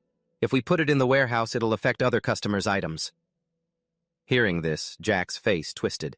But he still tried to ask the old man for help because he really couldn't just wander around the streets carrying this rare item. If people see it, I'll definitely get robbed instantly. Please help me. No can do, no can do. I can't let your item damage the belongings of my other customers. The old dwarf adamantly refused, forcing Jack to use his trump card, Crocodile Tears. Please, sir, I don't know what else to do with it. That's your problem. You're a grown man, so why can't you understand plain English? If you keep insisting, I'm calling the guards, he said in a threatening tone, pointing to some guards standing nearby. As for the guards, they had rugged faces and looked like gangsters. It felt like if the old man just shouted once, they would rush in and beat Jack to a pulp. With no other choice, our protagonist had to temporarily give up on his plan of storing the item at this shop. What a pain. I can't just throw away a high-grade material like this, he whispered, not realizing that other players had already recognized Jack, who was walking beside him. Hey, the beast next to that player, is that a Gigantes Dak? Seriously, I think it really is. That thing is worth 1.5 billion? Murmurs echoed all around. As for Rack, after thinking it over, he decided to take it to Pan's place. He had to bring it to Pan to get it crafted. I have to get some equipment made right away. That's the best solution. With that in mind, he quickly made his way to the muscular old man's smithy, and upon seeing this item, even the old man himself was astonished. Where in the world did you get this? Something this rare, and you're just carrying it around everywhere? Well, it doesn't fit in my inventory, and I can't put it in storage either. I had no other choice. Luckily, a kind max-level player brought me here, he explained wearily. The old man, however, offered his own take on it. That person wasn't being kind. It's just that this thing is useless to them. Huh. What do you mean? He asked, confused, and the old man proceeded to enlighten this clueless newbie. This thing is so hard it could break any blacksmith's hands. To put it bluntly, it's useless to them. No one wants to bring that kind of trouble on themselves, so they don't even bother with it. But you're in the same boat. How about you sell it to me for 1 million gold? The muscular old man offered, causing the young lad's eyes to turn into 2 gold coins. By the way, 1 million gold in the game is equivalent to 100 million won in real life. While Jack was still stunned by this price, the old man continued to persuade him. Only I would pay such a high price for it, you know. Take it somewhere else and you might not even get 100,000 gold for it. So what do you say? Back to Jack, with the experience of a veteran player, he was still sharp. He wasn't blinded by the money. Let's see. If you're offering 1 million gold to buy it, that means its value is even higher than that, isn't it? Haha, you may look foolish, but you're quite the sly one. The old man laughed. Jack started to press for the real number. Tell me the truth, what is it really worth? After saying that, he even considered hiking the price up to 3 million gold on this rich old man. But the old man was no fool. You don't seem to know what a difficult material the horn of the Stone Demon King is. Stop bluffing, he said angrily. Well then, I'll just go find another blacksmith, Jack said nonchalantly, which made the old man start to tear up. How about this? I'll craft the equipment for you, and you pay me for the labor. Hearing him say that, it seems Jack felt a bit more satisfied. He sighed and asked, How much is the labor fee? In response to his question, the old man held up 5 fingers, giving Jack a bit of a delusion. 500 gold, I can probably afford that. But the old man shook his head and continued to hold up 5 fingers, forcing Jack to revise the price. 50,000 gold, that's a bit steep, isn't it? However, it seemed that price still wasn't the real number. The old man shook his head again, and Jack had to shout, 500,000 gold. What the hell are you talking about? Not 500,000, it's 5 million gold, got it? He bellowed, making Jack's eyes roll back in his head. What? No need to be so shocked. That's the minimum price. So can you pay it? He said with a smile, continuing to persuade him. What are you still thinking about? It's not like you know what to do with it anyway. Or I could sell it on the auction house, Jack suggested. However, the old man said that would incur an additional 10% transaction fee. I accept, Jack said with a sly grin. But the old man also pointed out a flaw. This thing can't be put in storage, so you can only trade it directly. What if you run into a scammer? Then I'll just trade it next to the guards. Why make things so complicated? Just sell it to me for 1 million gold and be done with it, Pan said with a sigh. Because I can see you're lowballing me. Hey, how dare you look down on me? I am the most reputable and skilled blacksmith in Talang. Just trust me with it. I'll take care of everything. The old man puffed out his chest with a grand assurance, but Jack didn't believe a word of it. So just to be sure, he went to the auction house to check. And just as he thought, the price was vastly different from the 1 million gold pans had offered. The price for the Horn of the Stone. Demon King hadn't been officially announced, but it seemed to have been traded on the market for 4.89 million gold. All right, then.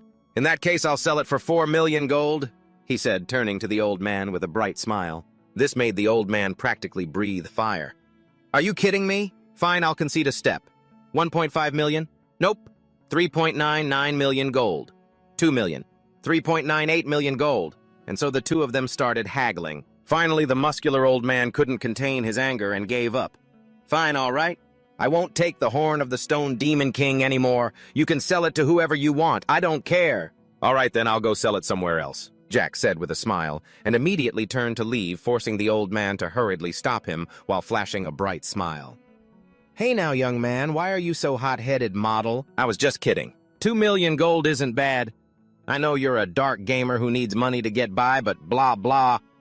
Long story short, the old man started rambling. Meanwhile, at that moment, Jack also started weighing his options. Last year, a Stone Demon King's horn sold for nearly 5 million gold on the exchange, so the crafting fee should be around that much. But after adding in profit and all that, he'd probably make a few million. Look at him. Being this stubborn, this must be a great deal for him. All right then, but this is a chance to change my life. With that thought, Jack decided to keep the horn for himself and made his request. All right then, craft the equipment for me. I'll pay the fee. Across from him, Vans listened, then looked at him with suspicion and asked, You don't look like someone who has enough money. This brutally practical question hit Jack like a ton of bricks. But brushing that aside, anyway, 5 million gold is enough to craft equipment from the Stone Demon King's horn, right? Jack asked again. After stroking his chin for a moment, the old man nodded. It's enough. But that's just for the materials. With labor and miscellaneous fees, it'll cost you 7 to 8 million gold. That's fine then. For all your trouble, I'll pay 7 million gold, but I have one condition. A condition? The old man asked, puzzled. Since when do I take conditions from the people I'm crafting for? First off, I don't have enough money, so I'll pay in installments, Jack said with a bright smile. At the same time, he pulled out a stack of his debit cards. The muscular old man, on the other hand, had never had anyone come to his shop for crafting and try to pay in installments. It seemed Jack knew this, so he tried his best to persuade him. You'll still get your 7 million gold after all. I'll just pay you gradually until it's paid off. Wait, hold on. I've never done business like this before. It's simple. You craft the equipment from the Stone Demon King's horn, and I pay you until the 7 million is paid off, Jack explained concisely. After hearing this, the old man had to nod along. That sounds plausible. Please, I'm just a player.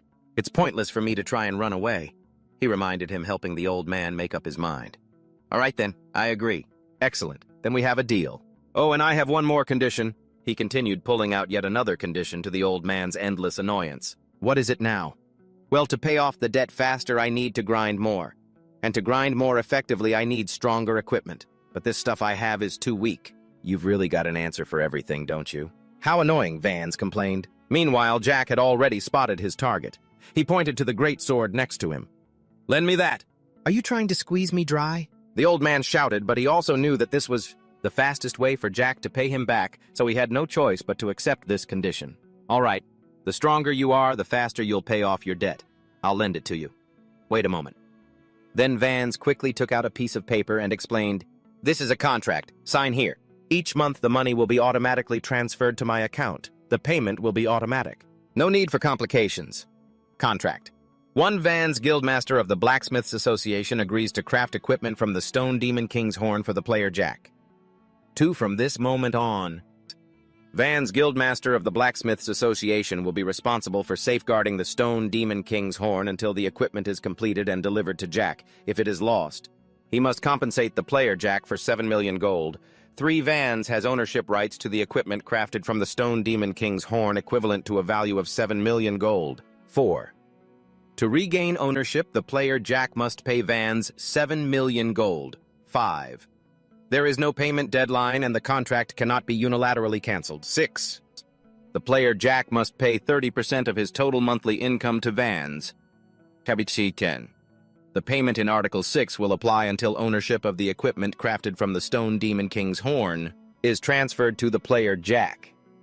8. During the contract period, the player Jack will receive a 20% discount when using the services of blacksmith shops belonging to the Blacksmiths Association. 9. During the contract period, the player Jack may borrow weapons from vans. 10. If the contract is breached, the Talon Administrative Court will assess the severity of the violation and issue an appropriate penalty. Those were the 10 clauses in the contract. And after reading it, Jack had to admit that the older the ginger, the spicier it gets. Because it involved high-level equipment, this contract. B was basically a slave contract. He really wanted to lock this down. Sign it, since you've already decided what are you waiting for, Vans urged. And just as he said, once Jack made up his mind, he didn't overthink it. Yes, all right, it should be fine. I've signed it. And as soon as Jack signed the contract, the system displayed a confirmation screen. Notification.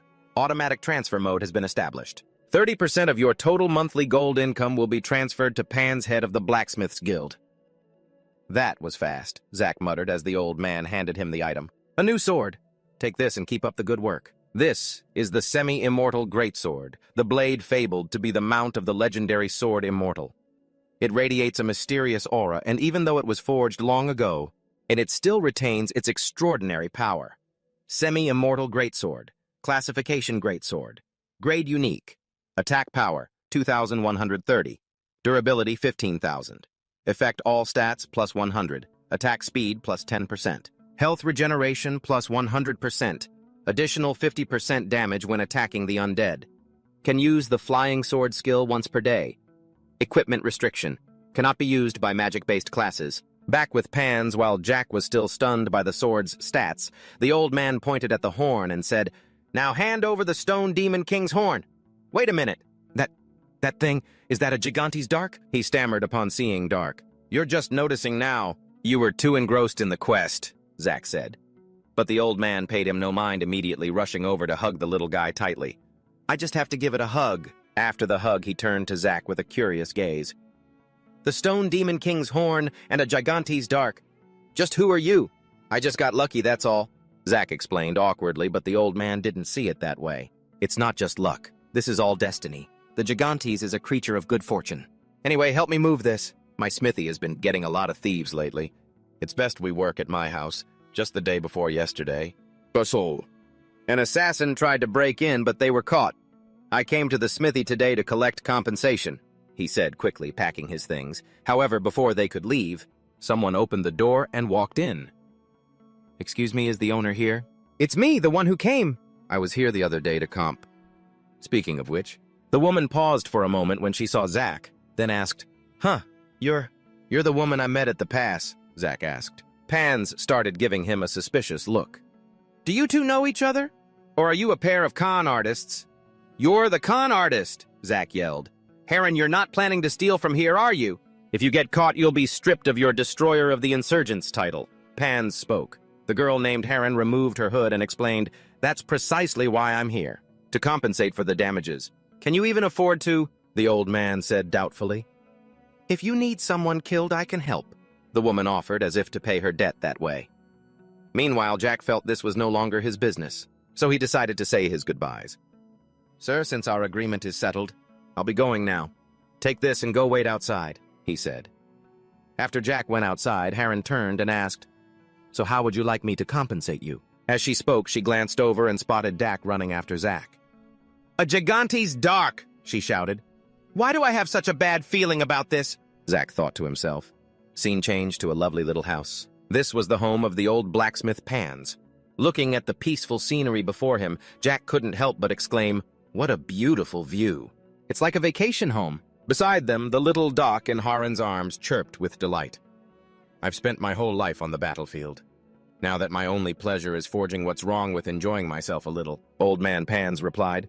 However, Jack immediately retorted, "You say that, but you were really craving that Stone Demon King's horn." At this point, he glanced suspiciously at Heron. "But why is she following us anyway?" In response to this question, the old man answered, "She said she'd do anything to pay off her debt, so I told her to assist you until it's cleared. She already agreed." "Got it." "Why didn't you ask me first?" Zack complained, but the greedy old man didn't care. "I just need to get paid, understand? Less talk, bring that horn in here." Yes, Zack replied wearily. It was only then that he realized slave contracts actually existed. Then, after stepping inside the house, the guy's eyes lit up again. Whoa, even an NPC's house is designed with this much detail. This game is seriously amazing. Without letting Jack look around for long old man Pans, immediately tossed him a piece of paper and instructed, "Now bring this to me." Hearing him say that, model, Jack quickly grabbed the piece of paper, and at that very moment, the system's notification screen appeared, sent to Sun, the leader of the Sledgehammer Merchant Guild, containing the soul of a dwarf, a blacksmith's apron, and an angel's silver wrath. Reading up to this point, Jack's eyes filled with confusion as he asked, "Huh? What is all this?" Hearing the question, the old man Pans waved his hand and explained, "Just as their names suggest, these are Demon King items. To control them, we need the power of the celestial realm and the sincerity of the human realm. If you stubbornly and recklessly craft equipment with them, the user will be possessed by it. That's why it's so expensive and time-consuming. Go see the Sun Merchant Guild. They'll provide all the necessary materials, for a price, of course," the old man added. Meanwhile, our protagonist was vaguely starting to realize who this merchant guild was. It was a total headache. The Sun Merchant Guild. I think I've heard of them. They're the largest merchant guild on the continent, right? How the hell am I supposed to meet the guild master? He yelled. And at that moment, reluctantly, the old man Pans had to puff out his chest and say proudly, "I am the president of the Blacksmiths Association. If you mention my name, you'll surely get to meet them. The problem is, how to meet someone to whom you can mention my name?" Pans let out an awkward laugh, making Jack's eyes roll back into his head. Does this guy even want my money or not? He thought to himself. Scene change from the Talon Castle. Jack was still racking his brain, not knowing what to do. To find the Sun Merchant Guild, and it seemed like he couldn't come up with any solutions. So he casually turned around and asked the girl behind him, "Do you know where the Sun Merchant Guild is?" Behind him, Harren heard his question and shook her head in response. "No, I only know the guildmaster's name is Sun." It's like knowing that the Big Zone World's Food Alley show is a show that features Big Zone World. Jack made such a lame joke that Harren didn't even bother to look at him. "How boring. You're definitely a hikikomori, no friends, no girlfriend." "What did you say?" Jack yelled, his nerve having been struck. However, before he could lash out, a sound suddenly rang out from up ahead. "Robbers!" Hearing the shout, everyone in the street turned towards the source of the sound and witnessed two robbers carrying two bags that were bulging as they began leaping between buildings. Meanwhile, the guards could only chase helplessly from behind. And the victim was none other than the merchant money who had given Jack a ride before. What was even more baffling was why a max-level player like him was getting outsmarted by some petty robbers. Back to the story Jack saw.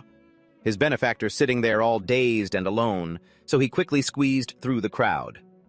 "Excuse me, sorry, let me through," he said with a smile to the people nearby, and as soon as he got through the crowd, he patted Money on the shoulder and asked, "Money, what's going on?" Hearing the familiar voice, the merchant turned and looked over in surprise. "Oh, it's you, Jack.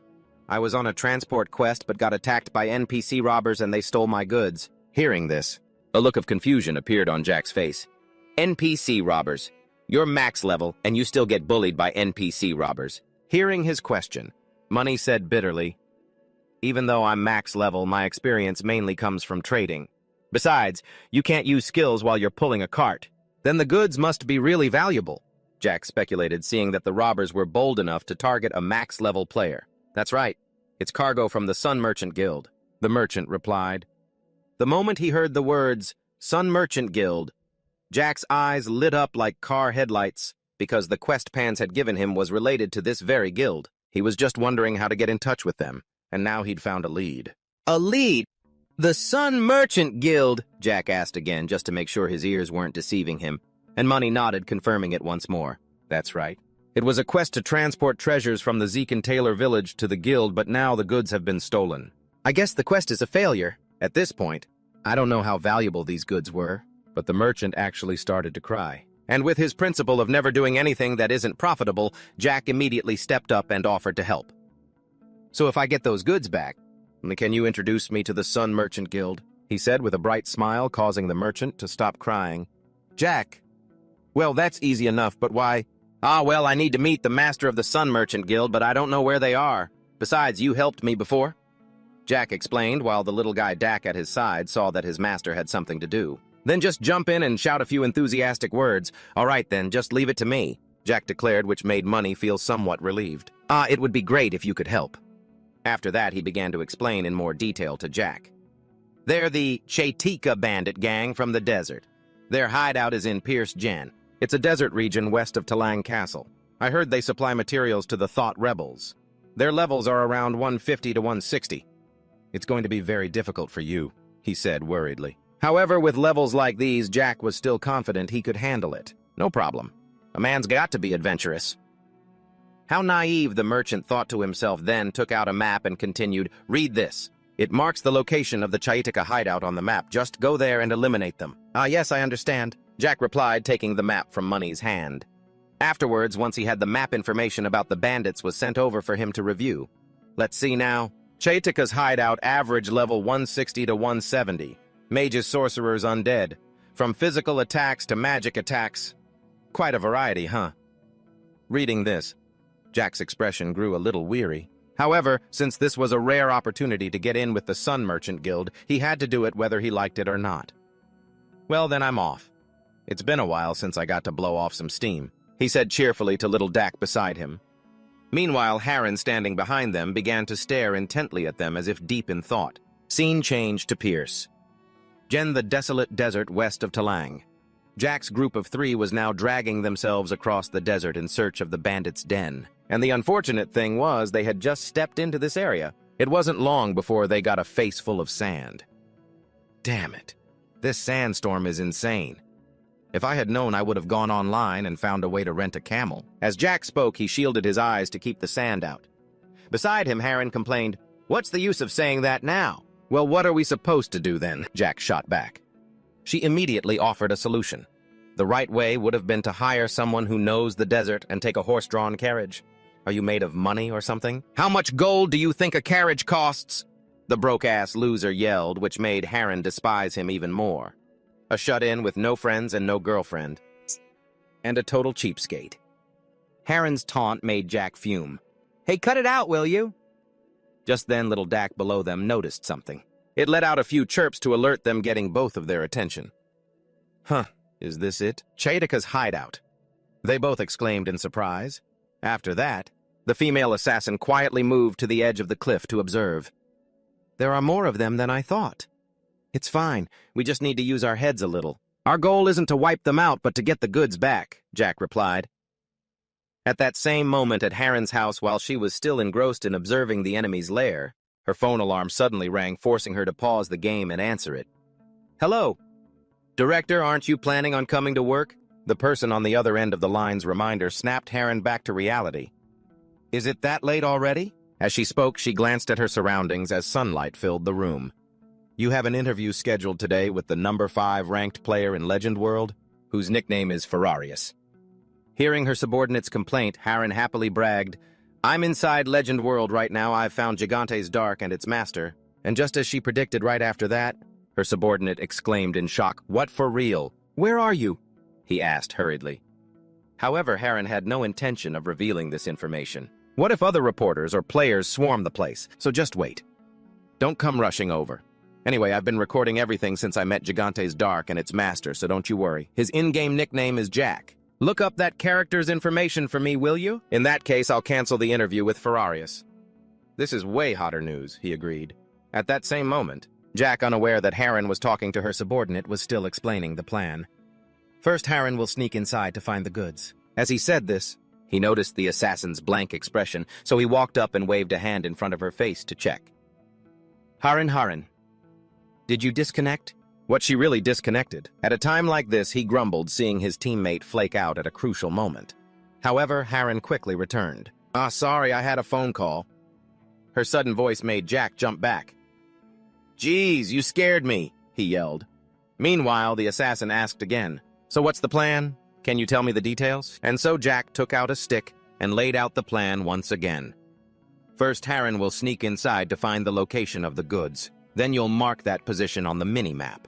And I'll create an opening for you from over here. Harren nodded upon hearing this, seemingly not objecting. Seeing her reaction, Jack continued, When I start creating the opening, you'll find the horse carriage inside the hideout. Chaitika after that will quickly load the goods onto the cart and get out of here immediately. What do you think? My plan is good, right? He said with a grin, proud of his grand plan. And the assessment this assassin girl gave was that it was simple and easy to understand, but I think it's fine. Are you complimenting me or criticizing me? Jack asked, puzzled. However, Harren didn't intend to waste any more words and prepared to act. When I find the goods, I'll mark the location immediately. You have to get there right away. Ah, got it. Remember to be careful, Jack replied. But before he could say more, Harren had already jumped down below. Her decisive action without a single wasted movement made the main character a little curious. I'm really curious. I wonder what she's like in real life. Right, Dak. Coo, coo, coo. The little guy chirped a few times as if agreeing. It's not like you know anything about the real world. Seeing it nod its head furiously, Jack dropped the subject. Next, he also watched Harren intently as she moved silently below, muttering, "This is the first time I've ever seen an assassin act so stealthily.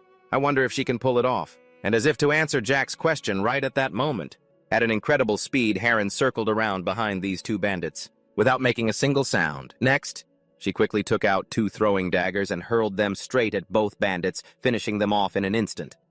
A combination of sniping and a fatal assassination. A one-shot kill.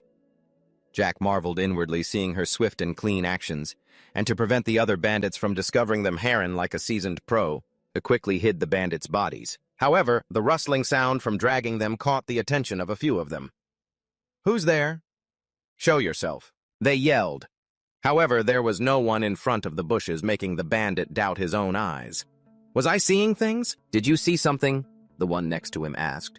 And while they were still focused on the bushes, Harren took the opportunity to run straight inside. Just like that, after sneaking around for a while, Harren found the location where the bandits had hidden Money's goods. This must be the place, Harren thought to herself, and then, it's unknown what skill she used, but she was able to climb like a gecko on the ceiling of the cave while the bandits below didn't notice her. About existence at all.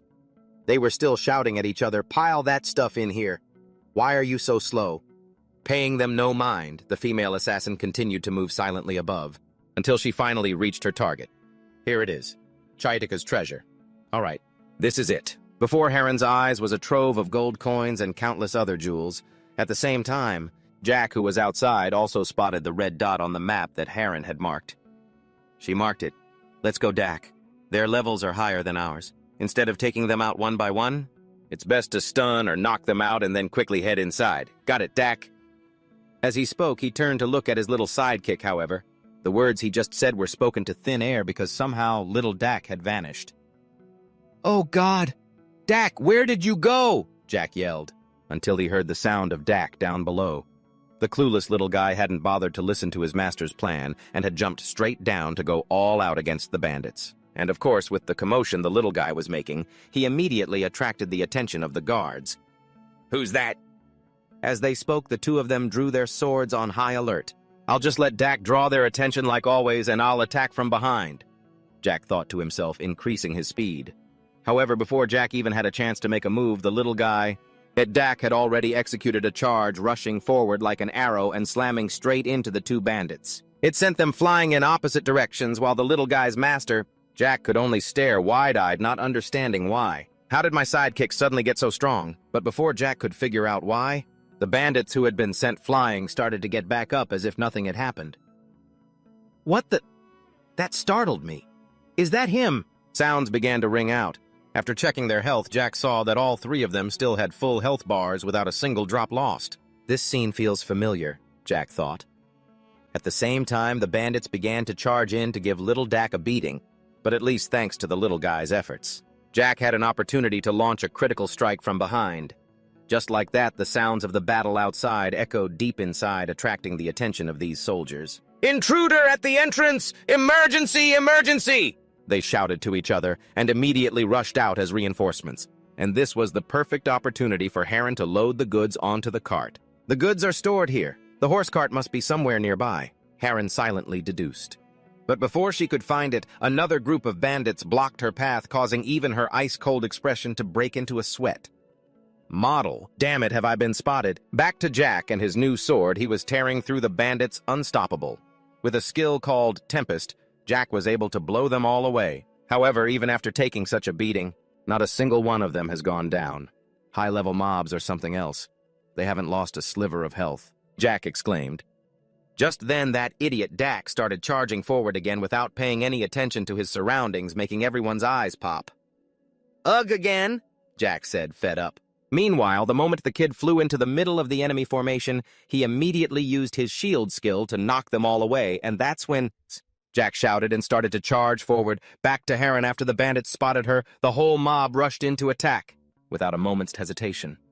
Knowing her class wasn't suited for group fights, Heron quickly pulled a grenade from her inventory. She threw it hard onto the ground, creating a thick cloud of smoke that obscured the bandits' vision. Taking advantage of the opportunity, while they were still fumbling around in the smoke, Heron silently approached them one by one and took them out with incredible speed and efficiency. Back to Jack with Dak's help, he succeeded in breaking through the enemy team's defense line. Looking at the mini-map, around this corner is the treasure. It's right here, he shouted joyfully upon seeing the pile of items. However, he didn't see the carriage or Heron anywhere. And before Jack had much time to think, the ground began to shake rhythmically like someone's footsteps. The cause of this was none other than a guy as big as a pig with a spiked mace on his shoulder. "What the?" Jack yelled, staring at the guy's enormous body. At the same time, as soon as the huge guy spotted him, he charged straight in to attack. Just like that, the giant mace in his hand swung right at Jack. And even though he managed to raise his arm in time to block, his body was still sent flying backward like a cannonball, scattering the treasure chests behind him all over the place. And by chance, Jack also discovered the corpses of a few bandits that Heron had stuffed inside. "Whoa, what the heck is this now?" he cried out in astonishment while the bandit in front of him started spouting some familiar lines. "Who dares to lay eyes on our treasure?" Hearing this, Jack, who was in front, quickly waved his hands in denial. "It wasn't me. I have no intention of stealing the treasure." As he spoke, he also thought to himself, "I haven't even beaten a regular Chidaka monster yet, and now I've run into a boss, I'm dead for sure." Jack was hoping to negotiate a truce, however things never go according to his plan, because just then, that fearless, clueless kid, Dak, charged forward and rammed right into the big guy's leg, making him angry enough to kick the kid away, sending him smashing into the ceiling. Then he fell back down. Hey, are you okay?" "That looked painful," Jack said worriedly. But right after that, the kid stood up as if nothing had happened. In fact, a flash of anger appeared in Dak's eyes. "You insolent brat!" the bandit roared furiously. As for our hero Jack, seeing this, he had to give his little bro a thumbs up. "Gotta admit, Dak is great at drawing aggro. Now's my chance to slip away. But I'm curious to see what effect Dak's new skill has on him." This nosy thought kept Jack in place. Meanwhile, the big guy didn't want to waste any more time, so he immediately hoisted his giant mace and smashed it right into the shield that Dak had created. You'd think that flimsy-looking shield would shatter from the earth-shattering attack, but no, the shield didn't move an inch. It even reflected a blast of light that sent the big guy flying back several feet. "Wait a minute, what was that?" Jack said as he quickly pulled down his goggles to get a better look. And just as he predicted, even though the big guy was blown away, his health hadn't dropped by a single point. "Just as I thought. It doesn't do any damage at all," he said, disappointed. Meanwhile, the big guy, seeing he was sent flying by such a tiny opponent, started to fly into a rage. "I'll send you to your ancestors. Take this and this and this." Each sound was another swing of the mace, but no matter how hard he tried, he still couldn't get through Dak's shield. On the other side, Jack had no intention of just sitting back and watching anymore. "Gotta admit, it's great at drawing aggro. You're the one who's going down," he shouted, aiming to land a blow right on the back of the guy's neck, and to get a critical hit. "However, if you're going to sneak attack, you should do it silently." What the hell was he shouting for? Before his attack could even reach the big guy, he had already turned around and discovered Jack's intention. Just then, a carriage suddenly sped past in front of Jack. "Move it!" Along the way, Heron, who was driving, also used the carriage to ram the big guy aside. Jack took this opportunity to quickly load the goods onto the carriage to get ready to bolt. "What are you doing not attacking?" "What?" She cried out, confused, because she knew perfectly well that a normal ram from the carriage like that wouldn't be enough to take down that big guy. However, that greedy guy Zach was still more focused on the goods. He had to get the Sun Merchant Guild's merchandise back first. He started to explain, but behind him, the fat bandit had regained his balance and was glaring at them with murderous eyes. "You bastards! I won't let you get away with this!" Hearing his threatening voice, little Dak hurriedly chirped a warning to his master, but all that came out of his mouth was "Cuckoo." So Jack didn't understand a thing, and even thought the little guy was bothering him. "Hey, Dak, stop messing around. Don't be a crybaby." Back to Heron with her assassin instincts. She immediately sensed the danger from behind her and instantly turned to shout a warning, "Danger!" Hearing her, Jack finally paid attention. But by the time he turned his head to look, the fat guy had already slammed the great mace in his hand right into his back, causing our hero's eyes to roll into his head. Serves the idiot right. Instead of finishing off the enemy, he just wanted to carry stuff, and with just that one hit, it instantly wiped out half of the main character's health. What the how did I lose so much health from just one hit? He's definitely no pushover. As Jack spoke, he struggled to look ahead. Unlike Jack, the fat guy immediately drew his hammer back, having no intention of dragging this out. "I will not forgive you." After he spoke, he stared straight at Jack as if he wanted to eat him alive. And then, seeing his master in danger, little Dak immediately rushed in to help, saving Jack from being smashed into a meat patty by the fat guy's weapon. "You damn bastards!" he yelled as he saw his mace get knocked back after hitting the shield. "Don't believe me, huh?" The guy started swinging the mace to strike again, but the recoil was so strong it sent his entire body flying backward, though he didn't take any damage. It was just the same thing over and over. The fat guy kept charging in to attack only to be thrown back, which gave Jack, who was watching from the side, a bit of a headache. Am I watching this in slow motion? He must be really pissed off, haha. Back to Harren. Seeing Jack just standing there like a statue, she immediately snapped at him. "You idiot, what are you standing there gawking for? Hurry up and get on the cart." "All right." Jack quickly replied, swiftly loading all the remaining goods onto the cart. After he was done, and our hero held out his hand and yelled, "Dak, quick!" Hearing the call, the little guy immediately knocked the fat guy far away and quickly grabbed the arm of Jack, letting him pull him up. "Let's go." Seeing that everyone was on the cart, Harren started cracking the whip, making the horse-drawn carriage bolt forward like crazy. However, getting on the carriage didn't mean everyone was safe. The fat guy behind them had already taken out some kind of horn. "You bastards think you can escape." Finishing his sentence, he blew hard into the horn as if to call for reinforcements. "What's that sound?" Jack asked with incredible stupidity, which really annoyed his teammate. At a time like this, what else could it be? He's obviously calling for reinforcements. "You're so stupid," seeing that she was right. Jack turned to her with a complaining look. "I think you just called me stupid. Seriously, why are you always picking on me?" "Is this really the time to be worrying about that?" Harren screamed. After that, she didn't even bother talking to this idiot anymore and turned to focus on driving the carriage. And just like that, while escaping from the cave, their cart sent countless bandits flying out of their way. It wasn't long before the group successfully escaped the cave, and our hero Jack, seeing this, was overjoyed. "Great. At this rate, we can head straight to Talong Castle," he said cheerfully. But his joy didn't even last a few seconds before the bandits behind them were already chasing them on horseback. "What are you all standing around for? Get them!" This stinking fat pig shouted at his underlings, and then the whole mob charged forward as if they were being chased by a dog. As for Jack's group, hearing the commotion behind them, they both turned around and shouted in shock, "They're right on our tail! Well, do something! I'm not a tank or a healer." "How am I supposed to take on all of them?" Jack replied while checking the cargo chests to see if there was anything useful in this situation. And it seemed luck was on their side. Inside a cargo chest, Jack discovered a whole stash of explosives. "Whoa, they have these on the cart. They probably have explosives because they live in a cave," Harren explained. However, they had the items, but now there was no way to light them. "How do I light this?" he said while staring at the explosive in his hand. And before Jack could think of a way, little Dak, who was next to him, reached out and touched it. Right after that, who knows how the little guy did it, but the fuse was lit. Then, with Dak's help, Jack began to launch a continuous barrage of explosives behind them, sending the bandits flying like birds. "Whoa, that's stronger than I thought," Jack commented. Meanwhile, the remaining bandits who weren't caught in the explosion continued their relentless pursuit. "Don't stop, keep chasing them," a bandit yelled angrily. Seeing this, our main character didn't stop throwing explosives either. Continuously behind them, at the same time, Talon Castle has appeared right in front of them. Hang in there, we're almost at Talon Castle. And just like that, hindered by the explosives, the bandits ultimately failed. They were stopped just before the two of them could run straight through the city gates. "The hero who defeated the rebels has returned. You have such a humble appearance, sir," the gate guards said cheerfully. This gave Jack a bit of a delusion. It seems his fame has increased thanks to the rebel quest, so even the NPC guards' dialogue has changed. Turning back to the bandits, even though they were acting all tough and intimidating, they didn't dare attack the city. "Stop, halt the pursuit!" the portly leader shouted. He then shot an icy glare at the two of them, Jack and Harren. It seems that guy's ID is Jack, and the one driving the carriage is Harren. You little brats aren't even level 150, yet you have the gall to attack our hideout. I'm not going to let you get away with this." The guy left them with a few empty threats and quickly led his cronies away, before the city guards could turn around and wipe them out.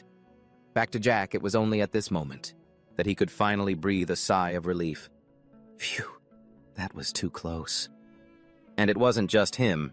Even the female assassin was secretly relieved, saying, "At first, when we decided to charge into Chaitika's hideout, I was a little worried we wouldn't be able to take them on." In response, Jack waved his hand to fan himself and replied, "I figured if I could land a critical hit, we might have been able to even the odds."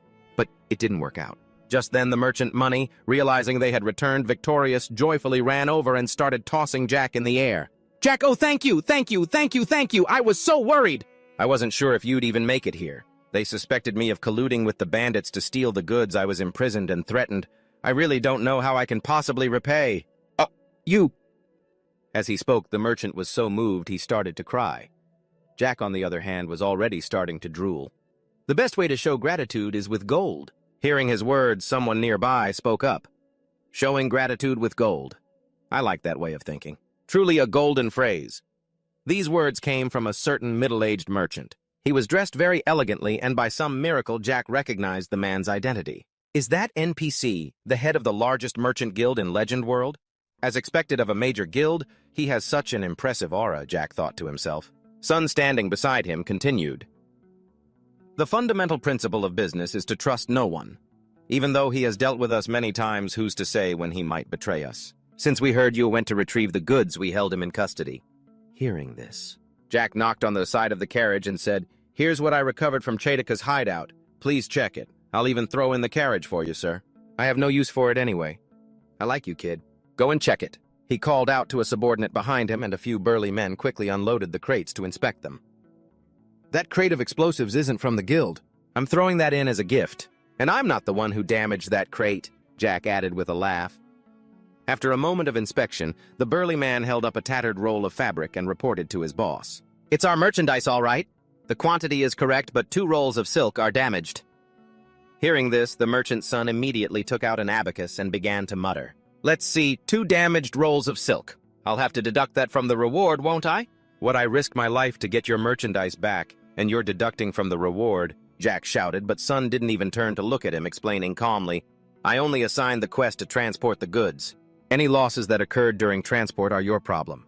I have no obligation to compensate you for them." Hearing this, Jack could no longer contain his anger. "This is unbelievable!" But before he could say another word, the merchant money rushed to stop him from behind. "It's all right, whatever the reward is. I'll share a generous portion with you." At that moment, the merchant's son had finished his calculations. He snapped his fingers, ordering a subordinate to bring out a chest. "This is your reward. Though I've deducted the value of the 2 silk rolls, I've added a little extra to make up for your efforts. Go ahead and check it." With that said, he turned to leave. But, seeing this, Jack hurriedly shouted to stop him, "Wait!" At the sound of his voice, the burly men immediately drew their weapons, their eyes filled with suspicion. The merchant's son also stopped in his tracks and asked, "What is it?" In response, Jack took out the note that the old man Pans had prepared earlier and showed it to him. "Pans gave me this list. Could you help me find these items? Oh, it seems you've already acquired the Stone Demon King's horn. If Pans is the one asking, then I'll help. I'll find these things for you." He agreed with a surprisingly easy nod. This left our protagonist a bit surprised. Really, Pan's reputation is incredible. Back to Sun. Before turning to leave, he added a word of advice. "However, it will take some time. Come back after you've reached level 150 or level 160 will do. After reaching that level, go to X-Men Port west of Talang Castle." Before he could finish his sentence, the man left immediately, leaving Jack and Money utterly baffled by this strange requirement. Finally, after a few seconds of being dazed, Jack turned to remind Money, "This is your quest item, so only you can open it." "Oh, right," Money exclaimed, suddenly remembering. As he was opening the chest, he added, "I'll give you 40% of my reward. In any case, I'm doing this quest mainly for the reputation." Hearing him say that, the general immediately pushed his luck. "Then how about 50%? Oh, give it a rest," the girl Heron scolded from the side when she saw him acting so pathetic. A moment later, several gold bars were revealed before the main character's eyes, making him drool uncontrollably. "Thank you. Thank you so much." Money said, tossing him a few of the gold bricks. The general's eyes turned into coins. Oh my God, there's so much quests from the big